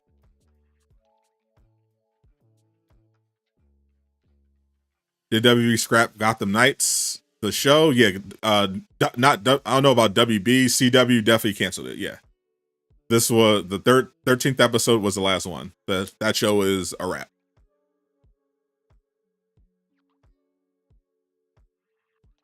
Will we get a PS5 Slim? I don't know if it's going to be a Spider-Man 2 bundle, but I did hear there's a PS5 Slim dropping potentially this year. What if Vulture changes the narrative and trick the other five and I think Spider-Man is a villain? Yeah, maybe. I mean, they could. I don't see how they could do that because Eddie Brock knows Spider-Man isn't a villain. Like, he knows. Like, they already showed that. And I guess it would be hard to justify, like, the whole Vulture's whole deal. And that's the thing. That also gets into the whole multiverse thing because Vulture is not even supposed to be in their universe at all.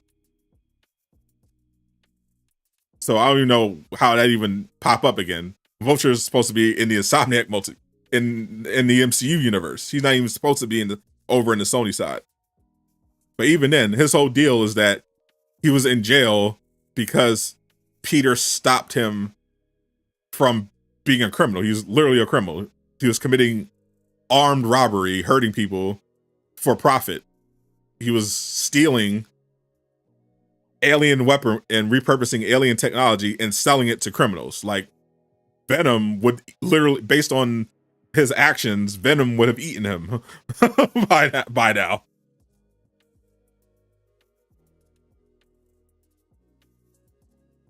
Carnage yeah, Carnage would have to be the only villain. Like Carnage was like the one character Sony introduced that was actually a villain, but obviously they sanitized it for that PG-13 rating. But yeah, Cletus Cassidy is straight up a villain, unapologetically so. So if they wanted to bring back Carnage, then yeah, that could be a TASM 2 villain, and then you can bring in Venom to like do it. They could be like a team up where Andrew and where Andrew and Tom's characters team up to take out Carnage again.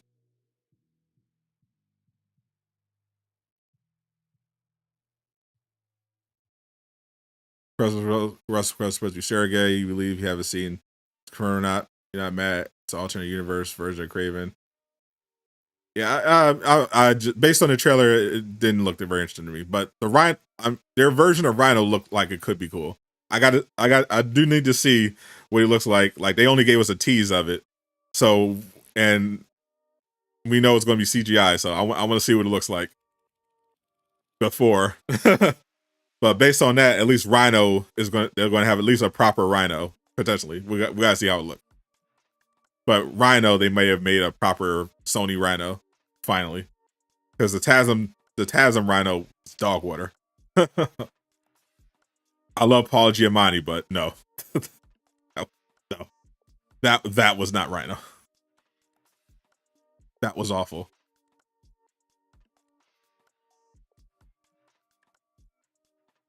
Yes, that is a picture that exists in the world that we are living in right now, that I'm currently using as a screensaver on planet Earth in the year of 2023.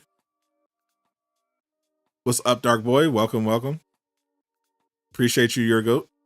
What you're most upset with Sony about is they won't confirm which Earth Craven, Hardy, Venom, and Morbius are on. They probably don't even know.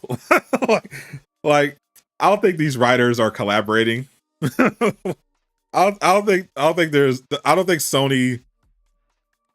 Sony on the movie side has like a Kevin Feige type of situation where they're like carefully strategically planning their Spider-Verse. I think Sony's just like, in order to keep this license for Spider-Man from Disney, we have to keep putting out Spider-Man related movies every few years or whatever. That's as far as I think they're thinking about it. Like, we have to make Spider-Man related movies in order for us to keep this license. Like, as long as we keep making these movies, as long as we keep making Spider-Man related content, we own the movie rights. So keep pumping them out. I don't care what. Just keep putting them out there.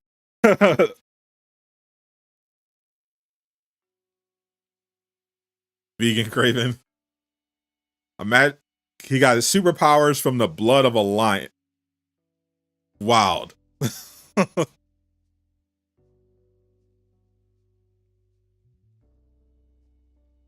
Into the Spider-Verse explains loosely how MCU Vulture got pulled into all right, so yeah, now that it's been a while, we can talk spoilers about Cross Spider-Verse. So Sony, once again, is not collaborating with all of these people. But yeah, in the Cross the Spider-Verse, they explain, partly just to have Easter eggs, they have instances where, because of the activities of the Spot and stuff that's going on, they have instances where characters pop up, directly related to the Spider-Man canon, pop up in the wrong universe. So we had like the fight where like Vulture, who comes from a universe where everything looks like a kind of like a painting, comes in and fights into Gwen's universe, and they fight, and their multiversal squad comes in and retrieves him and sends him back to his universe. And we have that moment where Donald Glover as Prowler in full Prowler gear is seen as was captured, So he somehow ended up in the wrong universe. So they're going to send him back. What they do is they capture them. They detect. They are immediately able to detect them when they're in the wrong universe, and then they send a team to go get them. We've seen none of that in the Sony Spider-Verse stuff so far, in the live action stuff so far. I don't think that's going to be implemented in any serious way. It was just a really fun Easter egg. I don't think it's going to go any deeper than that. Can we please get a new season of Spectacular Spider-Man? That'd be cool for sure. Chris Miller and Phil Lord are in charge of the upcoming Spider-Man Noir live action show, the Silk live action show. Surprised they're not letting them got the ship as Sony for Spider-Man. For sure. But yeah, I think their priority is just making sure that they put out movies, hopefully movies that make money, but really they just need to keep putting out movies related to Spider-Man so that they can keep the movie rights. Like radioactive lion blood. Like he didn't even get bit by a radioactive lion. He had a cut and the lion bled on him. I was like, what?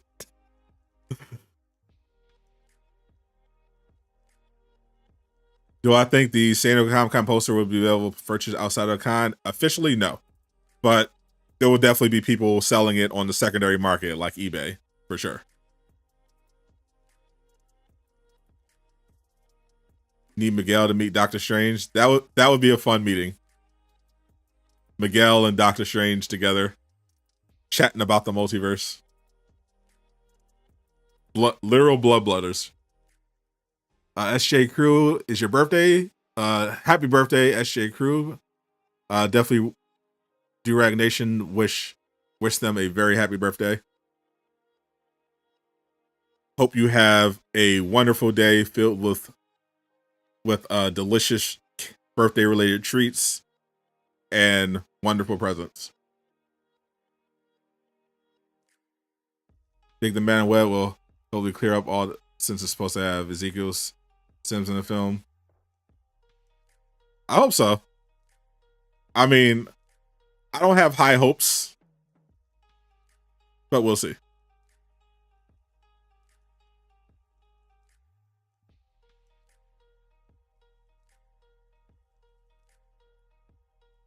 Yeah, looks like I'm lagging.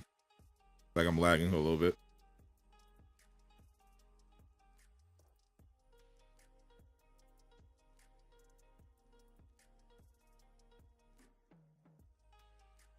I'm curious about the Silk Spider movie. I wonder how, let's say, accurate they're gonna go with that character. Because I understand why they left her out the Spider-Verse. The animated Spider-Verse movie. Did I eat today? I have not eaten today yet. No, I'm going to do that after the stream. While I'm gonna eat something while I'm watching Mid Invasion.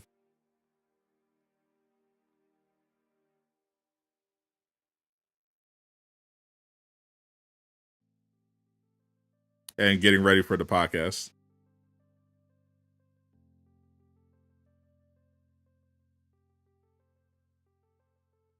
Peak Invasion? No, I do not mean Peak Invasion. I mean Mid Invasion. And Mid is being generous. Holy, those first two episodes were not good. I don't know why Marvel does this stuff, bro. They market a show like, hey, this is a show about this character. And then you're like, hey, I like that character. I want to watch a show about that character. And then you go watch a show about that character, and it's made very clear that the writers of the show absolutely hate that character. And the whole show is about how much that character sucks. And actually, these other characters are better. like why have they not learned their lesson? How have they not learned their lesson yet? That's why their ratings are so bad. One of the reasons the ratings are so bad. Like, because no one cares. about the show. Like, why would you make a Nick Fury show? First of all, like, ignore the fact that they ruined the Secret Invasion storyline and made it lame. Why would you make a show about Nick Fury that's just about Nick Fury being old, broken, and terrible and dumb, and everyone hates Nick Fury, and Nick Fury sucks. He's not good anymore. Nick Fury should just disappear. Why do we even need Nick Fury? That's literally the entire first 2 episodes. Nick Fury, man, you suck. Wow, Nick Fury, why are you so terrible? Nick Fury, this is all your fault, Nick Fury. You suck, Nick Fury. Oh, look how old Nick Fury is. Oh, he can't do anything anymore. Nick Fury, he's not smart anymore. He can't fight anymore. Oh, he's so old. Look at Nick Fury. Like, it's like, why? Who's this for? That show's awful. I'm sorry, it's awful. I'm watching just because for content at this point. The Simon S. Craven looks so hot. Oh, down tremendous. I mean, he definitely hits the gym very clearly, and the Simon definitely nailed it. Yeah, especially when you compare the live action Craven to Simon S. Craven. Yeah, it's clear as Simon understood the assignment. That is Craven. They nailed Craven. Live action didn't even bother to give him the accent. Like, that's crazy. Not only did they give him a weird origin story where he gets blood, where a lion bleeds into his cut and gives him superpowers. He didn't even have an accent. How do you have Craven the Hunter with an American accent? But he's the only one with it.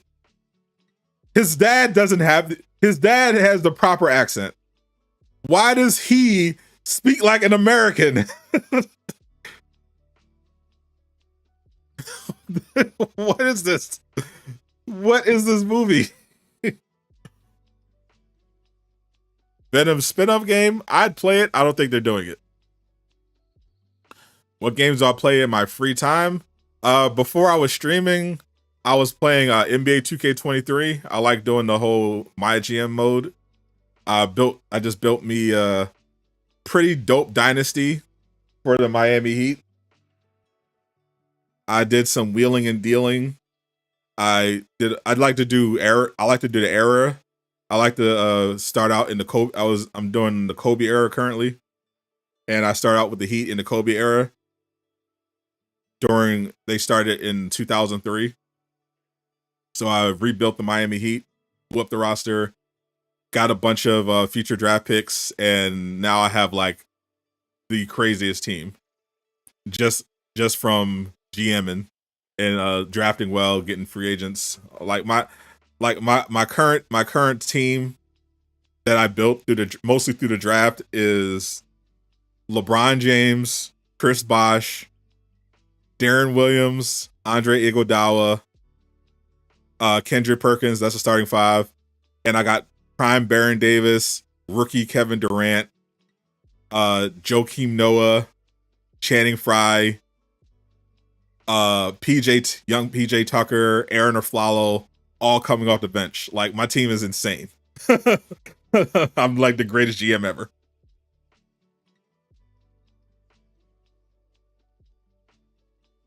Perkins is garbage on Thunder. Here's the thing. Perkins was useful because, and this is the only reason he stayed in the league for so long. Perkins is useful because he grew up, he came into the NBA in an era of elite post play where you had to have some kind of big guy to defend a post. Like, you just had to. Like, this was an era with peak Shaq on the Lakers. You had Yao Ming. You had peak Tim Duncan. You know, you even had lesser guys like Jermaine O'Neal, Elton Brand, Carlos Boozer. You had to have a big guy that could defend the post. Like, you had to. And Kendrick Perkins was really good at it. He sucked at everything else, but you can throw him out there. He'll set some hard screens. He'll rebound. and he will defend one-on-one opposing big men, and you don't have to send a double. Like, that was extremely valuable during that era. Having a big guy on your team that could defend the Shaqs, the Pau Gasols, one-on-one in the post, you don't have to send help. That was Kendrick Perkins' value. That's why he stuck around the league so long.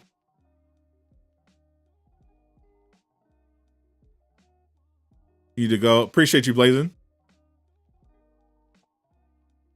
Came here to see what's happening about the game, and you talk about Kendrick. It was like, we've been talking Spider-Man for over an hour, but Blazing asked me what games I play in my off time, and I mentioned 2K because I've literally been playing 2K my GM in my off time. But yeah, we were talking about the Venom panel that's happening July 20th. There were some additional details that I didn't get to cover in my video about what time it starts, how long it lasts, and everything. But yeah, the Sadot the Gamer streams can go in any direction. Have I tried Final Fantasy 16? Yes, definitely. Go check out my coverage on the channel. I did a live stream where I played the full demo. Then Square Enix generously sent me a copy of the game early, so shout out to them once again. And I did a spoiler-free review, and I did 2 live streams after that covering a little bit of the game. So definitely check those out if you haven't already. If you're into Final Fantasy 16 or you haven't played it yet, definitely go check out my coverage. I think it will convince you to buy it. Now play my team? No, I don't do that gambling nonsense. Is that an official image from Spider-Man 2? No. Venom is going to be crazy for sure. I think Green Goblin will be introduced in this game. I don't think he'll be like a boss fight.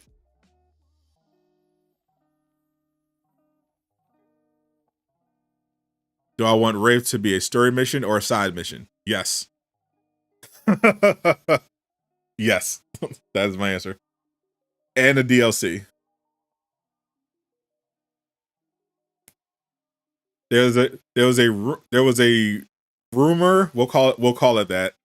Someone said that there was a leak. They saw an email from Insomniac where they were talking about a third playable character that wasn't available in free roam, but you would get to control them, and they'd be killing people and using weapons, and it sounded like Wraith to me.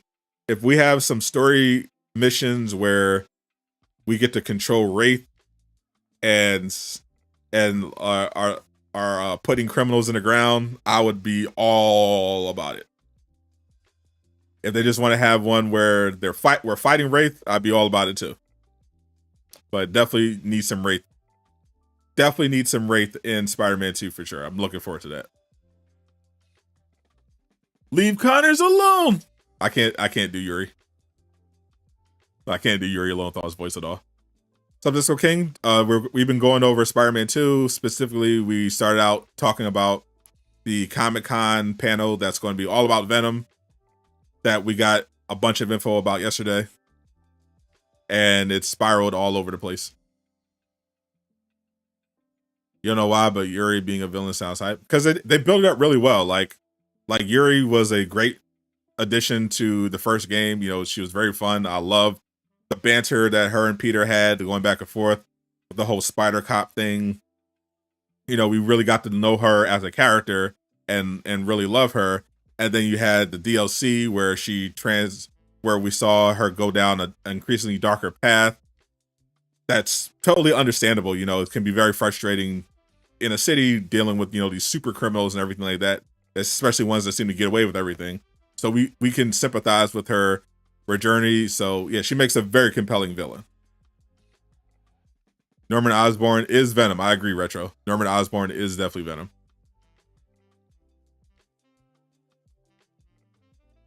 Green Goblin is definitely, I think, going to be the third game villain. Carnage DLC. I feel like Carnage should be either part of Spider-Man 2 or part of Spider-Man 3. Yuri is one of your favorite Spider-Man voice actors, right next to Josh Keaton. Facts. Yuri Lowenthal is a goat. Do you think Spider-Man 3 will be a cross-gen game? No. There will never be a cross-gen game for this now. Unless Microsoft buys Sony or Sony for whatever reason sells Insomniac, in which case they're not going to be cross-gen. There's going to be on Xbox Series X or whatever future console.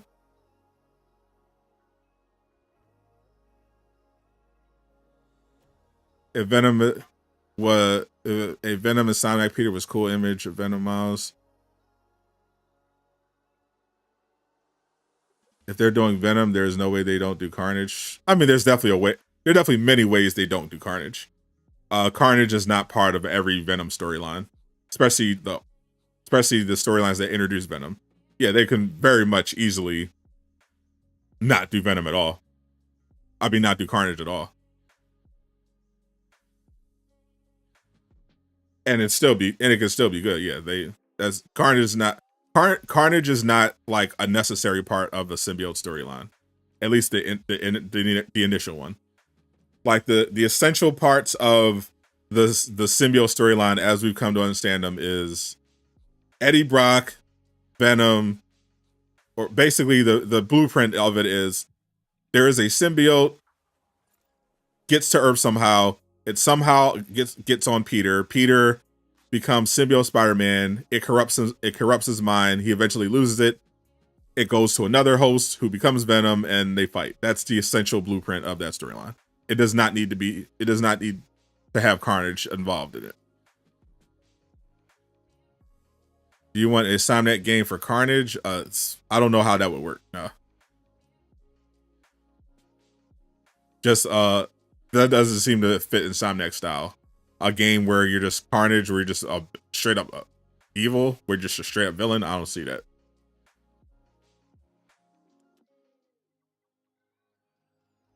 Is Ben Parker alive in Marvel's Avengers? Because ever since you hadn't played Marvel's Avengers till now, your brother was playing KBHDSC, and now suits come up. I have no Ben Parker. I have no idea if I don't remember hearing any voice lines about Ben in the Marvel's Avengers universe. I'm not sure.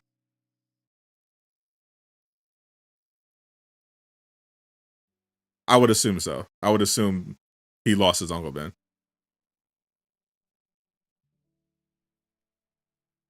Favorite Spider-Man actor? Team Andrew, all the way.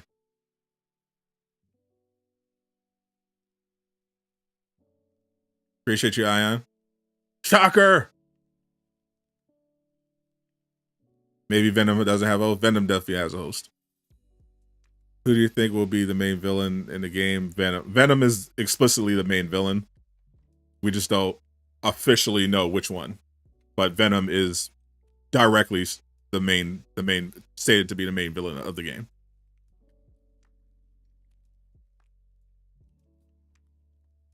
What other symbiotes?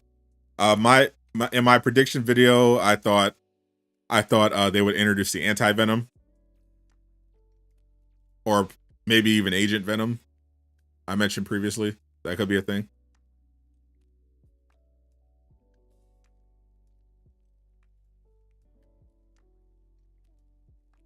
What do you think the project Tony Todd was teasing dropping 2024? Was he teasing a project? I don't know. It could literally be anything. Tony Todd is a very famous actor. I mean, he's doing a lot of stuff. He's not just doing voice work. He's like the actual actor. Like, he did, they just did that Candyman reboot. So that's Candyman sequel. So he could literally be anything. He's got all sorts of stuff he could be doing. I'd have to see exactly what the context of that post was. And Carnage Miles would be the best with the red color and the extra arms. That would be sick. Sick twist to have Miles go down that path. Thoughts on having multiple web wing designs, like the Iron Spider web wings? Oh, that'd be sick. Yeah. One of the things I was excited about was them talking about the cape physics and how that would play into the web wings. So the costumes that have capes, they would have physics for that. So I'm definitely looking forward to seeing how that changes with the different suits. It's Harry. Harry 3 times his dad. It's Norman. The symbiote directly rejected Harry as a host in both games.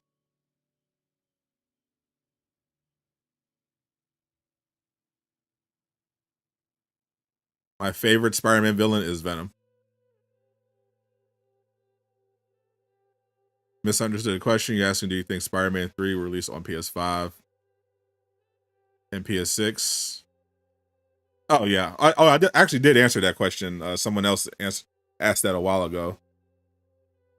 It depends on, once again, when in the cycle it releases. That's what it always depends on. If it launches, if Spider-Man 3 launches the same day the PlayStation 6 goes live, like Miles Morales did, then obviously it'll be on PS5 as well. But if it launches in like year 2 or year 3 of the PlayStation 6, then it's probably just going to be PlayStation 6 exclusive.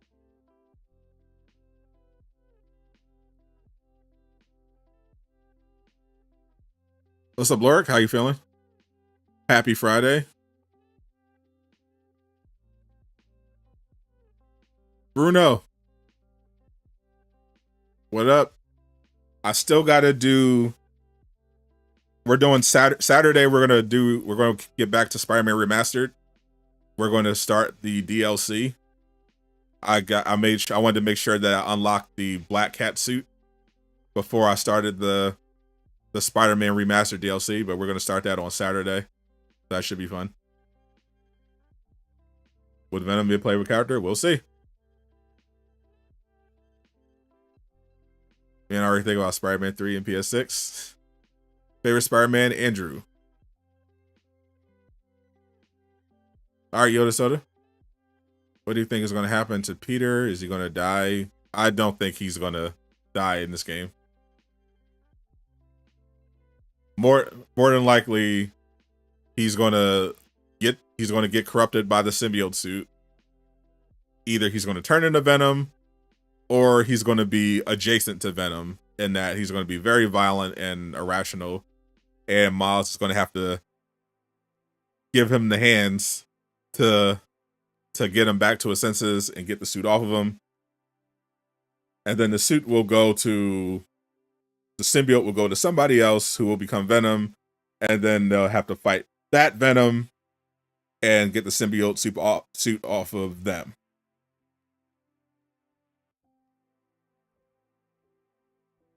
Team Andrew all the way. Shout out to Mexico. Appreciate you, Robert. How did I get Spider-Man Collector's Edition on PS5?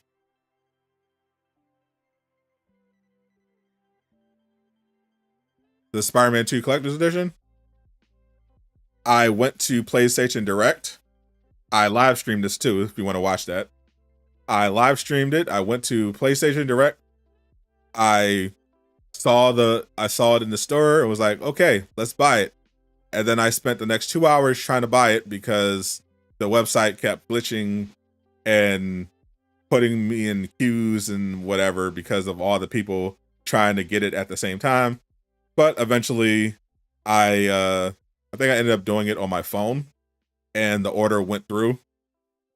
And that's how I secured my collector's edition of Spider-Man 2 on the day that pre-orders initially went live. And I did not personally pay for it. Well, they don't charge you until it ships, but yeah, I got it because I got a very generous $250 in donations from just one person, which was crazy. Because I was not originally going to get it. I was just going to I was just gonna get the deluxe edition because I thought that was clearly the best deal.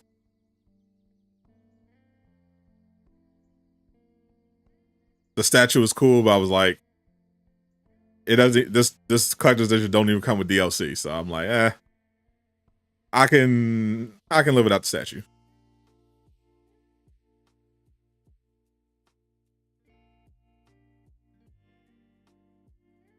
I was like, I don't really need a statue that badly. I was prepared to go without the statue. Like, what down the line, if maybe if it popped up again on like the secondary market, I would like, maybe I'll pick it up. But I was like, yeah, no, I'm not in a direct hurry. So definitely shout out once again to Dakota Lutz for coming through.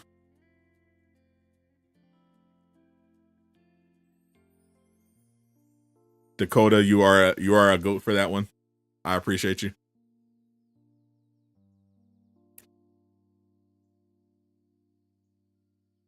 Do I think Tom Spider-Man will be in Daredevil Born Again? Nah.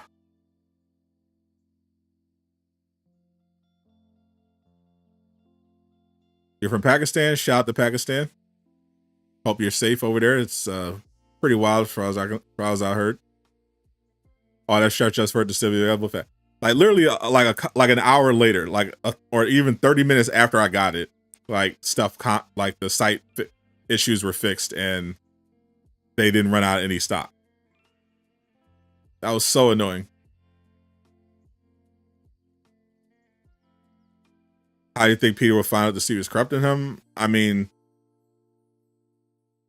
that'd be particularly obvious when everyone is telling you, "Hey, Pete, you're being kind of a dick. Stop."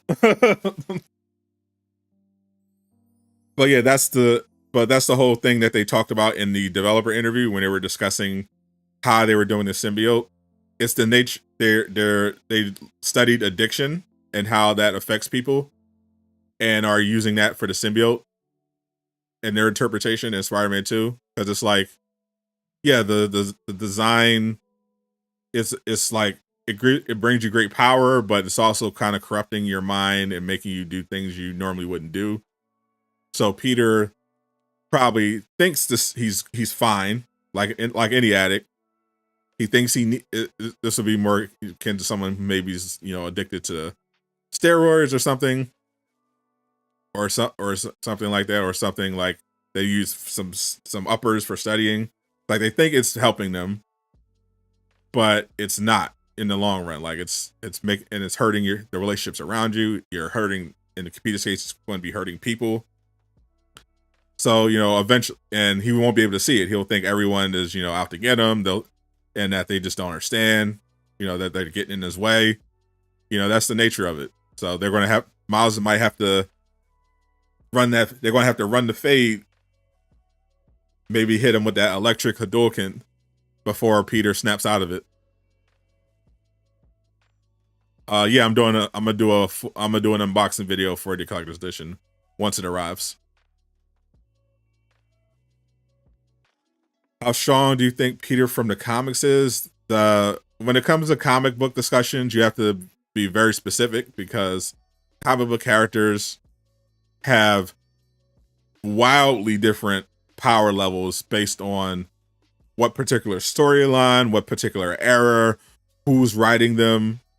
It's not like manga where it's just like one writer is doing all of their, for the most part, is doing all of their stories, and their adventures are contained into one story, maybe a sequel. Like Peter's in the comics has been wildly different in terms of power. Like there's runs where he's generally like, faster than sound, can hold up a skyscraper. There are runs where he's literally a god, like a cosmic level being. Like it can wildly vary. Have I pre-ordered the game? Yep, I just was talking about that about a minute ago. I got the collector's edition after a very, very annoying ordeal with PlayStation Direct. Andrew is the greatest Spider-Man. I'll be doing everything for Spider-Man 2. This is a superhero gaming channel.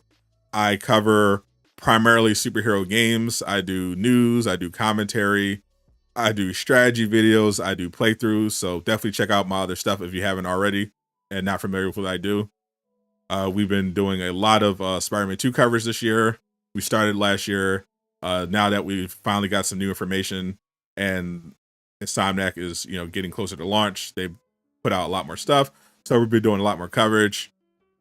So we're going to be doing Spider-Man 2 coverage up until it launches, and then we're going to be continuing our coverage after the game comes out.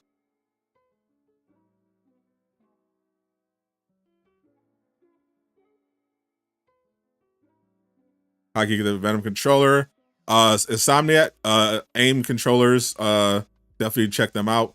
Exclamation mark AIM in the chat. If you go to their website, you're basically able to build your own custom controller from the ground up.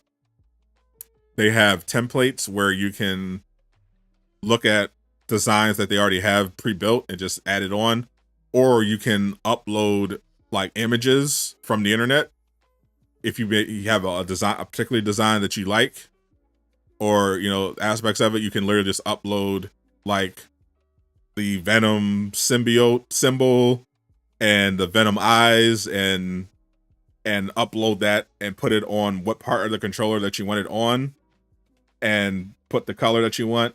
And then when you submit your order, they'll design it for you based on what you outlined and send it to you. It's pretty cool. Favorite Spider-Man villain is Venom. I think the game will end with Peter, Miles, and MJ successfully once again saving New York City from the forces of evil. But the work will not be done because a new threat will be looming in the form of the Green Goblin.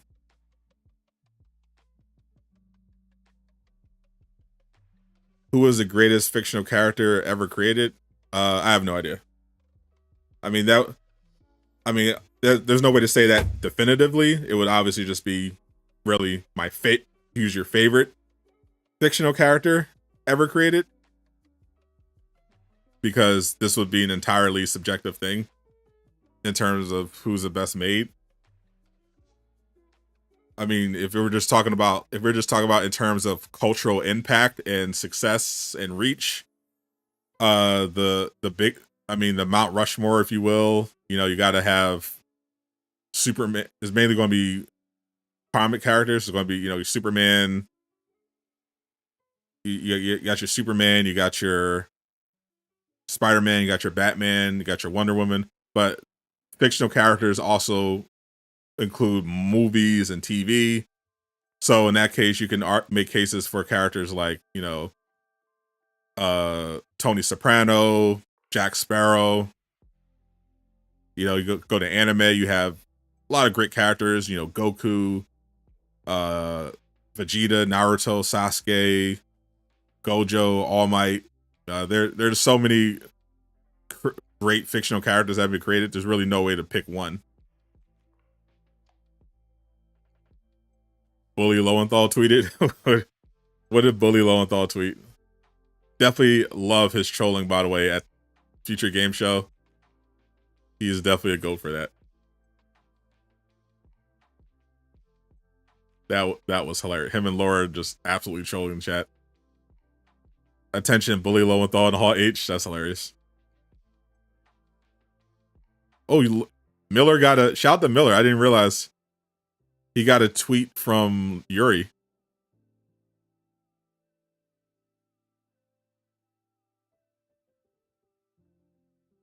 Wow, I didn't realize Miller's tweet went this viral. Holy shit.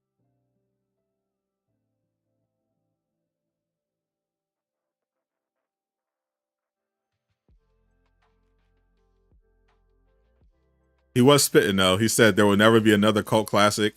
If your movie or show underperforms, it will be removed from sight. And that eventual groundswell of support that's turned everything from Blade Runner to Heathers, from disastrous flops to huge successes, will never find it. The end.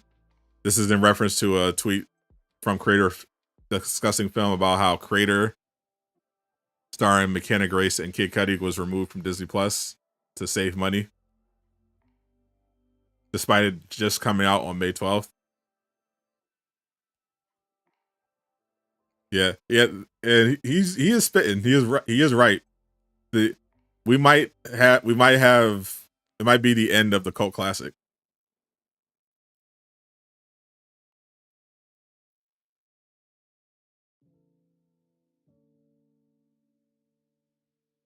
Oh, hold up. Joseph Woody got something happened with Joseph Woody's channel. Hold up. Shout out to Woody fam.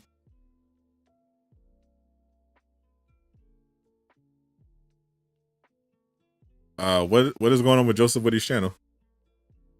Like, why does YouTube keep messing with Joseph Woody? Like,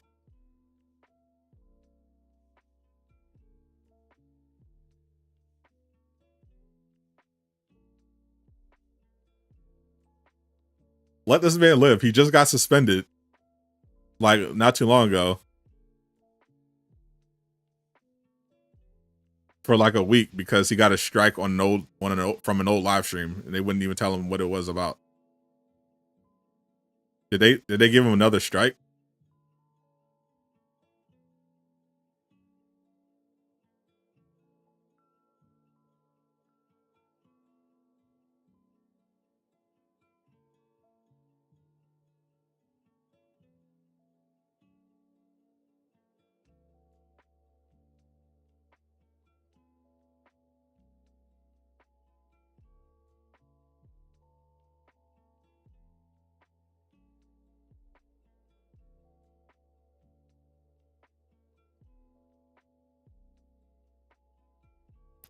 Yeah, community guideline strike.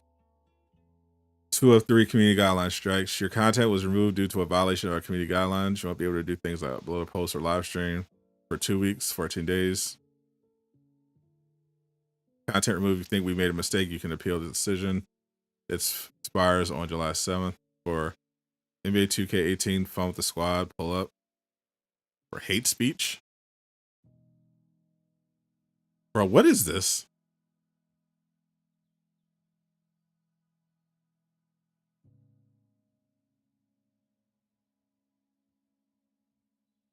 Bro, they were really going after Woody like heavy. Like, what is going on?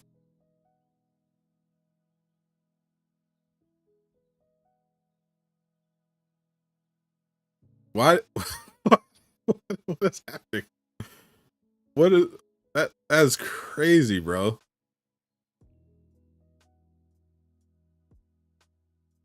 Yeah, we've been talking about Spider-Man 2 for a while. We covered the news from yesterday. We were discussing theories for the game. Yeah, we covered a lot of Spider-Man 2 stuff today. YouTube. But Joseph Whitty, he's a friend of mine, friend of the channel. He does live streams. He's one of the biggest. He's one of the most well-known and beloved members of the Spider-Man community. He's been doing Spider-Man coverage on his YouTube channel since Spider-Man PS4 first came out. You know, he does live streams, live playthroughs, live reactions. Really cool dude. But this is the second time YouTube has given him a strike on a stream he did for hate speech on an old video. Like, and that's the crazy thing. Like, he did it's for old videos. They won't tell him specifically what was hate speech, and he won't tell him. And it this is the problem. He never get, when it comes to YouTube appeals, unless you're a huge content creator, you're going to have a really hard time connecting with an actual person because all this stuff are like bots. That's one of the many problems with YouTube's like moderation policies. Like, you can, like, you're not getting a human to talk to you and explain anything. Like, I dealt with this. I dealt with a issue with YouTube last year where you can't get a human to actually tell you or explain to you logically what's going on. It's insane. Yeah, he got a strike for a stream he did last year for Horizon Forbidden West for hate speech, which could literally mean anything. It's not a real term. It means whatever. It literally means whatever the platform wants it to mean based on the current political climate. And he just got one for a 6-year-old stream for an NBA 2K video, and they're probably not going to. I hope it goes better this time, but last time he got the strike, they didn't tell him what it was for, what he violated, why they're still enforcing something from 6 years ago, and they just rejected his appeal. So he won't be able to stream for like 2 weeks on his second strike, and or upload videos on his channel for like 2 weeks, and then if he gets a third strike, then they'll terminate his channel. You know, the strikes have to expire. If you get 3 total strikes, you lose your channel. It's crazy. Do I know Marvel Spider-Man, Miles Morales players who are really good at the game? Do I know them personally? I mean, not really. I never really consider this like a high skill game per se. I know I've seen some cool combo videos where people do some really cool stuff, but no, I don't really think of Spider-Man in terms of that. When I think of someone who's really good at a game, I think of it in the context of like either a Souls type of game with a really high skill ceiling, or like a PvP game where you're competing directly against other people. You know, when I don't think of someone who's really good at a game, it's like a single player action adventure game. Like literally anyone can be good at it. Yeah, I definitely hope YouTube does. Yeah, what he needs to do is like just to be like it's crazy because they don't tell him what exactly what it's for, and he's been on the channel he's been on YouTube for so long. He should just straight up like. And it's crazy because it's completely at random. Like they do these random checks and they're just hitting them with nonsense from like it's crazy to get it. Like you should not. The idea of you getting a strike on a video from 6 years ago in violation of a policy that literally didn't exist 6 years ago is crazy. And one of the biggest problems with YouTube and how they consistently have and enforce policies that are directly anti-creator and are driving people to go to other platforms like Rumble to try to at very least protect themselves from something like this. Like there was no such thing as a hate speech policy 6 years ago. So the idea that you would penalize a channel with a strike for a comment they made on the channel 6 years ago that was acceptable on the channel 6 years ago because you had no such policy in place. It's crazy. like that doesn't make any sense. So I think what he might have to do if he whether or not he gets this appealed or not, he needs to just like start mass deleting old live streams. like there's nothing else to do here. Like just to be on the safe side. Like you got to. If you're him at this point, you have to. You just have to go back and just be on the safe side. Like I don't remember what I said, but it was 6 years ago, or whatever years ago. Like, we gotta get everything out of here. Yep, I'm still alive. YouTube racist, and they're going after people. Yeah, they definitely. In particular, they definitely. We saw this with Corey Kenshin. They definitely more often than not go after people or enforce their policies in a way that hurts people that look like me more often than not, for sure. That's definitely been an issue as well that creators have complained about in the past.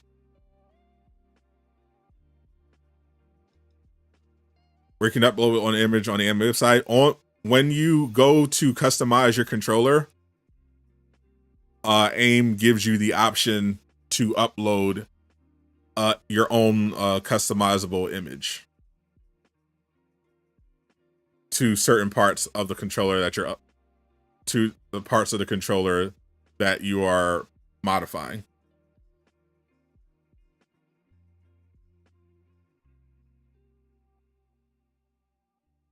Like, wait, let me see if I create a controller right now.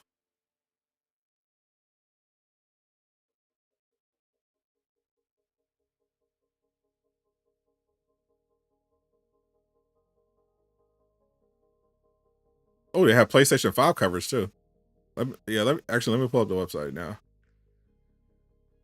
So you see what it looks like. So we're on the AIM controller website right now. They don't just sell custom controllers now. They have PS5, PS4 controllers, and Xbox controllers, but they got PS5 console covers now too. These are pretty sick. And they're fully compatible with the PS5 this edition only. Oh, these are tough. They got some of the designs from the controllers. They got the waifu one. Waifu one is hilarious. That's tough. I didn't even know they had that. Yeah. So you can build your own custom controller if you don't want to do a pre-made controller.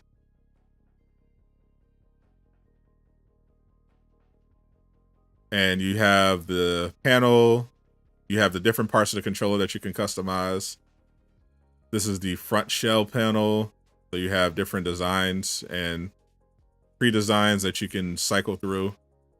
Here's a God of War Ragnarok. If you didn't get a chance to get your God of War Ragnarok controller, you can go on AIM controllers, use my code, links in the description, !AIM.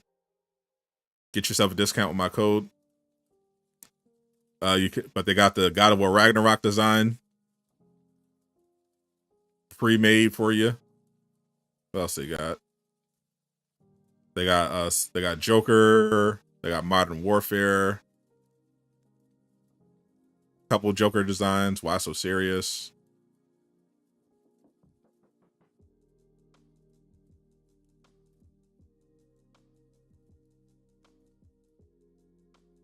They got the V for Vendetta. That's dope. They have partners. And they have the mat, and then you could just make a plain black. You just make a plain design. You just want to just do a color instead of design the front panel.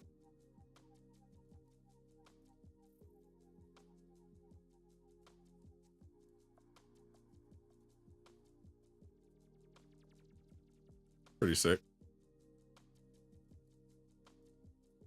D-pad color.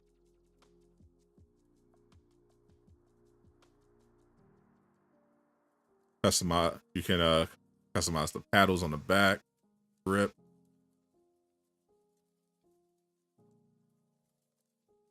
And now this is the left side logo / gamer tag. You can do none. You can have your gamer tag put in there.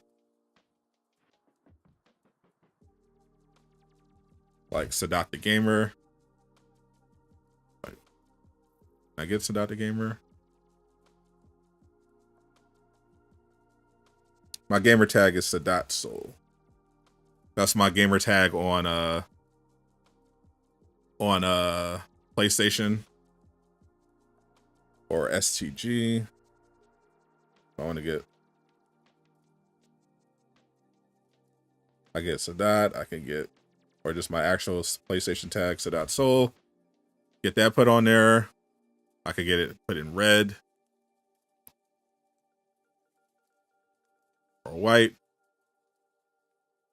And I could also just, if I didn't want to have my tag there, I could also upload a logo. And whatever logo I could put up there would appear on this part. This is where you can like upload like an image. If you're trying to do like a Venom design or something, you can upload some kind of image of Venom, or maybe like the symbiote spider design. You can upload it directly there, and it'll appear on that side of the controller.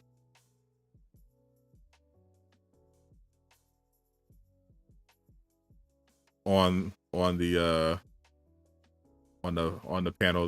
panel side. So that's basically just a basic walkthrough of how you can customize a controller with aim.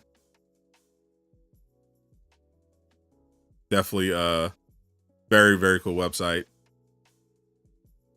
I hear very good things about their controllers from pretty much everyone that I've heard bought one. They seem to enjoy the controllers.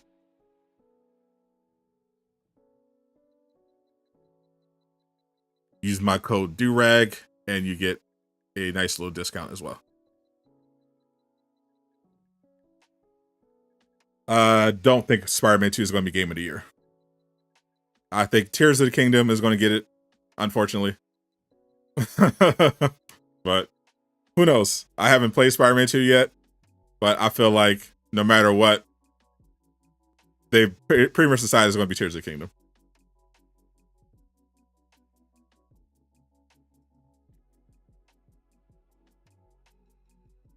October will be here faster than we know it, for sure. Spider-Man 2, it feels like only yesterday when we were like, oh man, where's the gameplay? All we have is the reveal trailer. And now we've got so much. It's already July. October is right around the corner. I can't wait. Hopefully I get a review copy of the game so I can play it early and make videos for you guys. And then I'll live stream when I'm able. But otherwise, as soon as midnight hits, I'll be doing a midnight stream of Marvel Spider-Man 2. I'll probably do that regardless of whether or not I get a review copy or not. But if I have a review I won't have to play it at midnight. I'll probably just stream it unless there's like a restriction where you can't, because they'll have restrictions on review copies. Like, but if there's no restriction, there probably is going to be some restriction on that first day. They'll probably be like, oh, this is the amount that you can show on this particular day. So I'll probably end up doing a midnight stream anyway. You know, once that part of the embargo is lifted, I'll just be like, all right, we can the restrictions are lifted, so midnight I can actually stream the game, and we'll do that. Regardless. You don't like all the hate Spider-Man 2 again? Yeah, it's been really weird.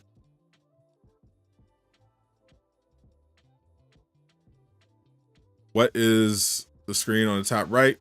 That's a playlist that I created showcasing some of my favorite Spider-Man mod and concept videos.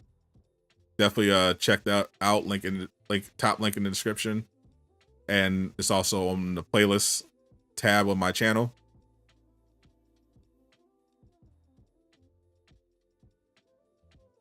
I don't care. I don't particularly care if people don't like the symbiote suit design. At the end of the day, it's subjective. Some people are going to love the design. Some people are going to not like the design. That's fine. It doesn't matter. That's purely personal preference. If you just particularly don't like how it looks, you know, who cares? But the hate about the dishonest hate saying, oh, it looks like a PS3 game or whatever, or crying about water graphics, is like, come on. Like, how old are we? Are we really doing this? Nope, no news on Wonder Woman, unfortunately. Hopefully, Comic-Con or Game Awards, we get an update. A lot of the hate I see was coming from Xbox culture warriors who are just obsessed with the console whole war thing, and so anytime a PlayStation 5 game gets showcased, they immediately hate on it. It's weird activity. Honestly, this whole console war thing, it makes no sense. But that's how people spend their time.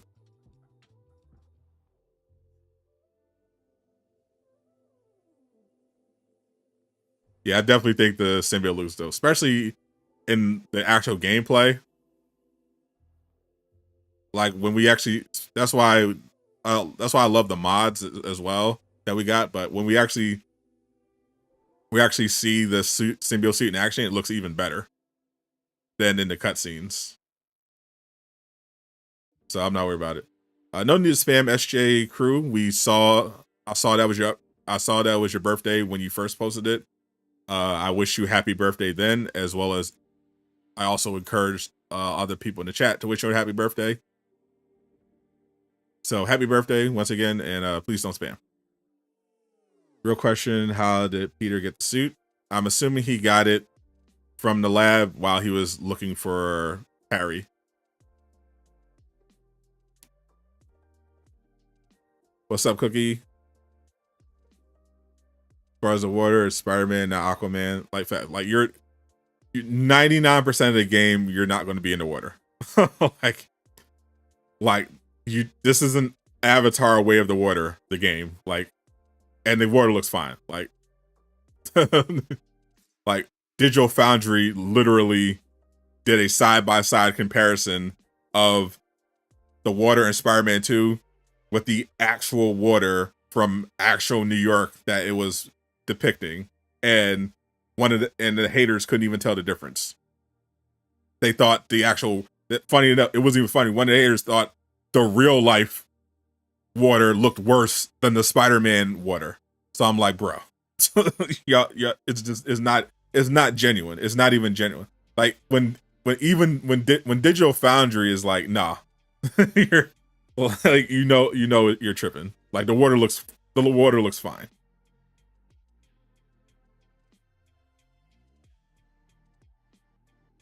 People are definitely being way too extra. Will Peter and Miles have takedowns? Yes. Cool Penguin, appreciate that 199. Thoughts on Peter's normal suits? We haven't seen them apart from the pre-order stuff. And the new advanced suit. I think the new advanced suit looks really cool. I like the improvements, the subtle improvements on the original design. Some of the deluxe edition suits look cool. A few of them I thought looked really great. Most of them not my taste. The Arachnite suit looks sick. Definitely looking forward to that. I thought that was really cool to use to bring in that shout, that nod to Moon Knight and bringing that design in the game. That's pretty cool. Yeah, the Spider-Man Remastered DLC, we're doing that tomorrow.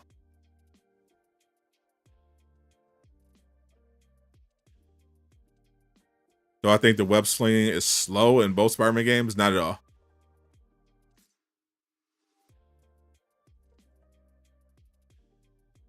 I think you move pretty well once you unlock everything and get the hang of it. You can, especially in Miles Morales, the swing in Miles Morales is insane compared to Spider-Man Remastered, and traversal in Spider-Man 2 is much faster. So I'm not worried about it at all. The second advanced suit is definitely better in my opinion. Scott Preach, what's up, my friend? Hope you're feeling okay. How many seats will be in the game? They haven't confirmed that yet.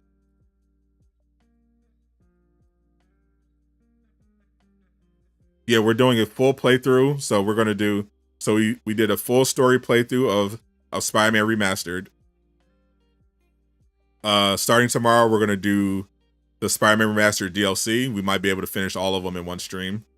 And then after the Spider-Man Remastered DLC, we're going to do a live stream for Miles Morales. We might actually be able to finish that one in one stream because that game's not that long. And then, after Miles Morales is over, we've done that. Then come October, we'll dive into Spider-Man 2, of course, to complete the series. But starting tomorrow, we're going to be tackling the Spider-Man remastered DLC. Welcome back, Mason. But I didn't make the Miles game so short.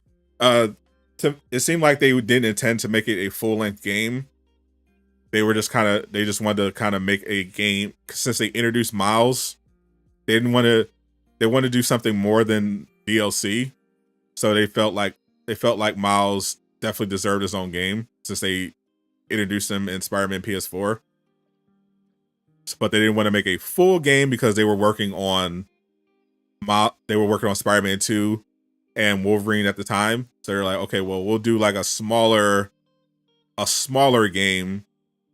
That way, with a different team, so that part, because the team that worked on PS4 weren't the same that worked on Miles Morales.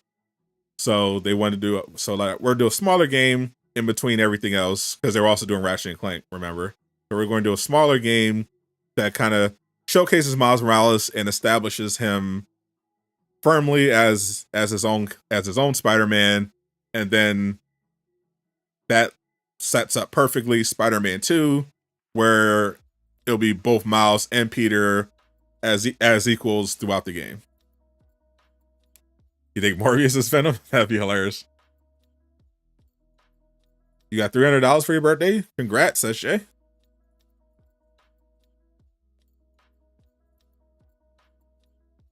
I don't know if they're going to be I have no idea if they're going to do a Miles Morales 2, or if they're going to go right into Spider-Man 3, or do a different spinoff. But maybe if they introduce Gwen Stacy, then either they're going to do a small Spider-Gwen game, or maybe they'll do Miles Morales 2 co-starring Gwen. But we obviously know they're going to be doing a Spider-Man 3. That goes without saying. I just don't know if they plan on doing another Miles Morales. They are incentivized to do one because the first Miles Morales game made a lot of money. And Miles should be even more popular after Across the Spider-Verse and after Spider-Man 2. What's up, Vatsoul? Appreciate you. Can't wait to see what Jay Jones. Jameson's going to be going off. I can't wait. It's going to be hilarious. Big Hammerhead's Venom.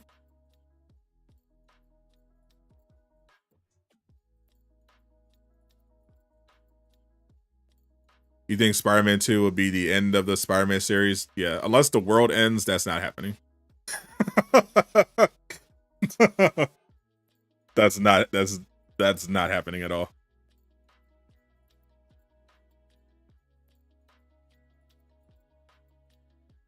The first Spider-Man game made Sony over $1 billion just purely off the PS4 version. They made off of over $1 billion off that first game. Not even counting the PC port, the remaster, then Miles Morales, which also was a huge commercial success. Yeah, this is not the less. They're not wrapping up the series. Like, you have to actually be crazy to think that that Sony's going to leave that much money on the table. Sony is many things.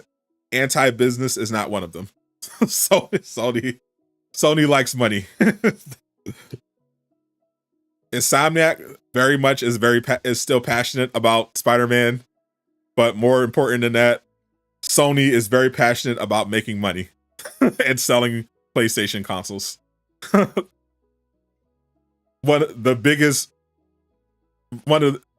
the biggest reason that people prefer PlayStation over Xbox is the collection is specifically Spider-Man. It's not just the better first party exclusives, but specifically Spider-Man.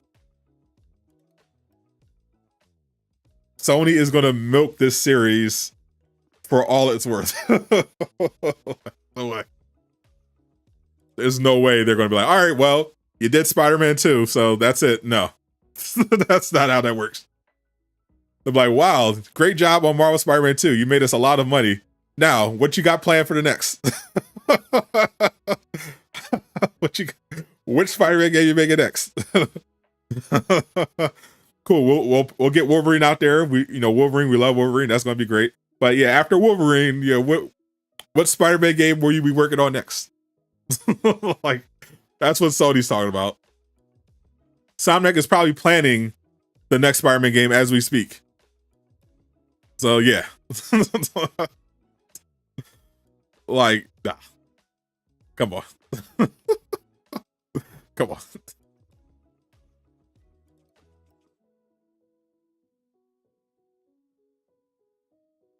Could Morbius be in the game? Definitely. Morbius was set up in Spider-Man PS4. That was it was a little tease for comic book readers. Dr. Morgan Michaels, who was an important part of the story of Spider-Man PS4, helping with the Devil's Breath cure. That character specifically is one of the aliases of Morbius in the comics. So yeah, if they want to introduce Morbius, they've already brought the character.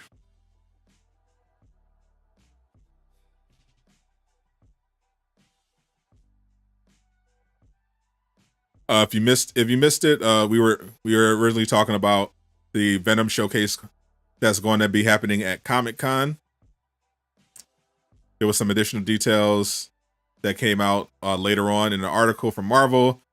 Definitely, if you want to watch that Comic-Con panel, you want to get all the coverage, definitely check this channel on July 20th, 2:30 PT, 5:30 Eastern time.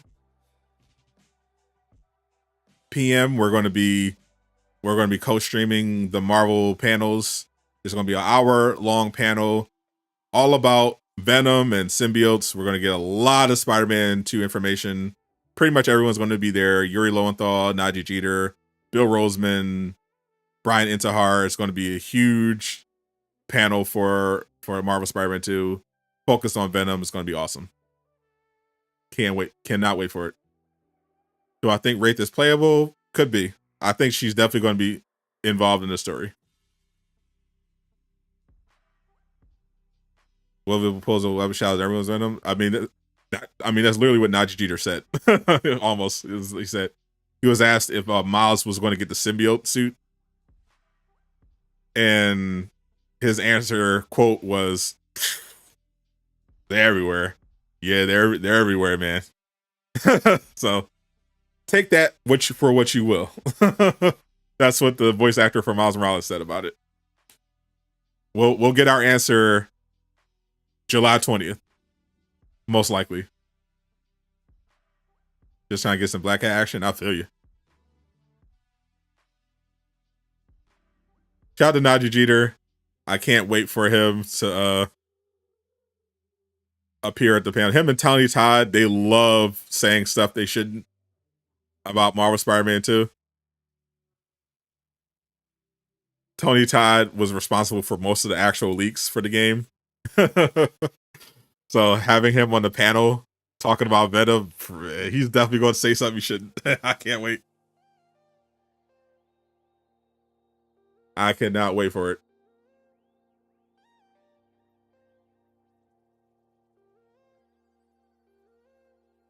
That's going to be awesome. Also, shout out to Joseph Whitty. Hope everything works out with his channel. I'm gonna wrap it up. Appreciate everyone for tuning in. This is another fun stream. We're going to be doing these every week when there's like something to talk about. We'll just hang out, talk about the news, cover everything like that. Go subscribe to my second channel if you want some more.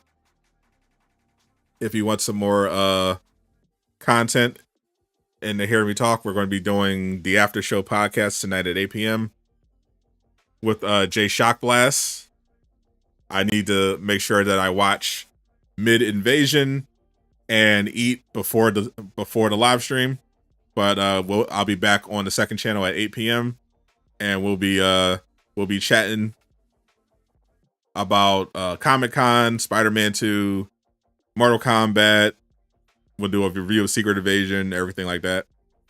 So appreciate y'all. Definitely, if you're sad this is ending, definitely go subscribe to the After Show podcast over on YouTube. That is the channel, the After Show podcast, and you'll be able to hear me and J Shock Blast as we go over everything. Definitely, matter of fact, do it right now. Go subscribe right now to the After Show podcast.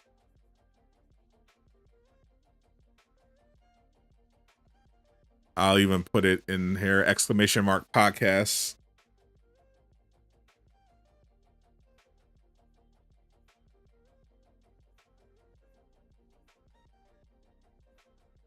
Right there. There it is. Thank you, Nightbot. !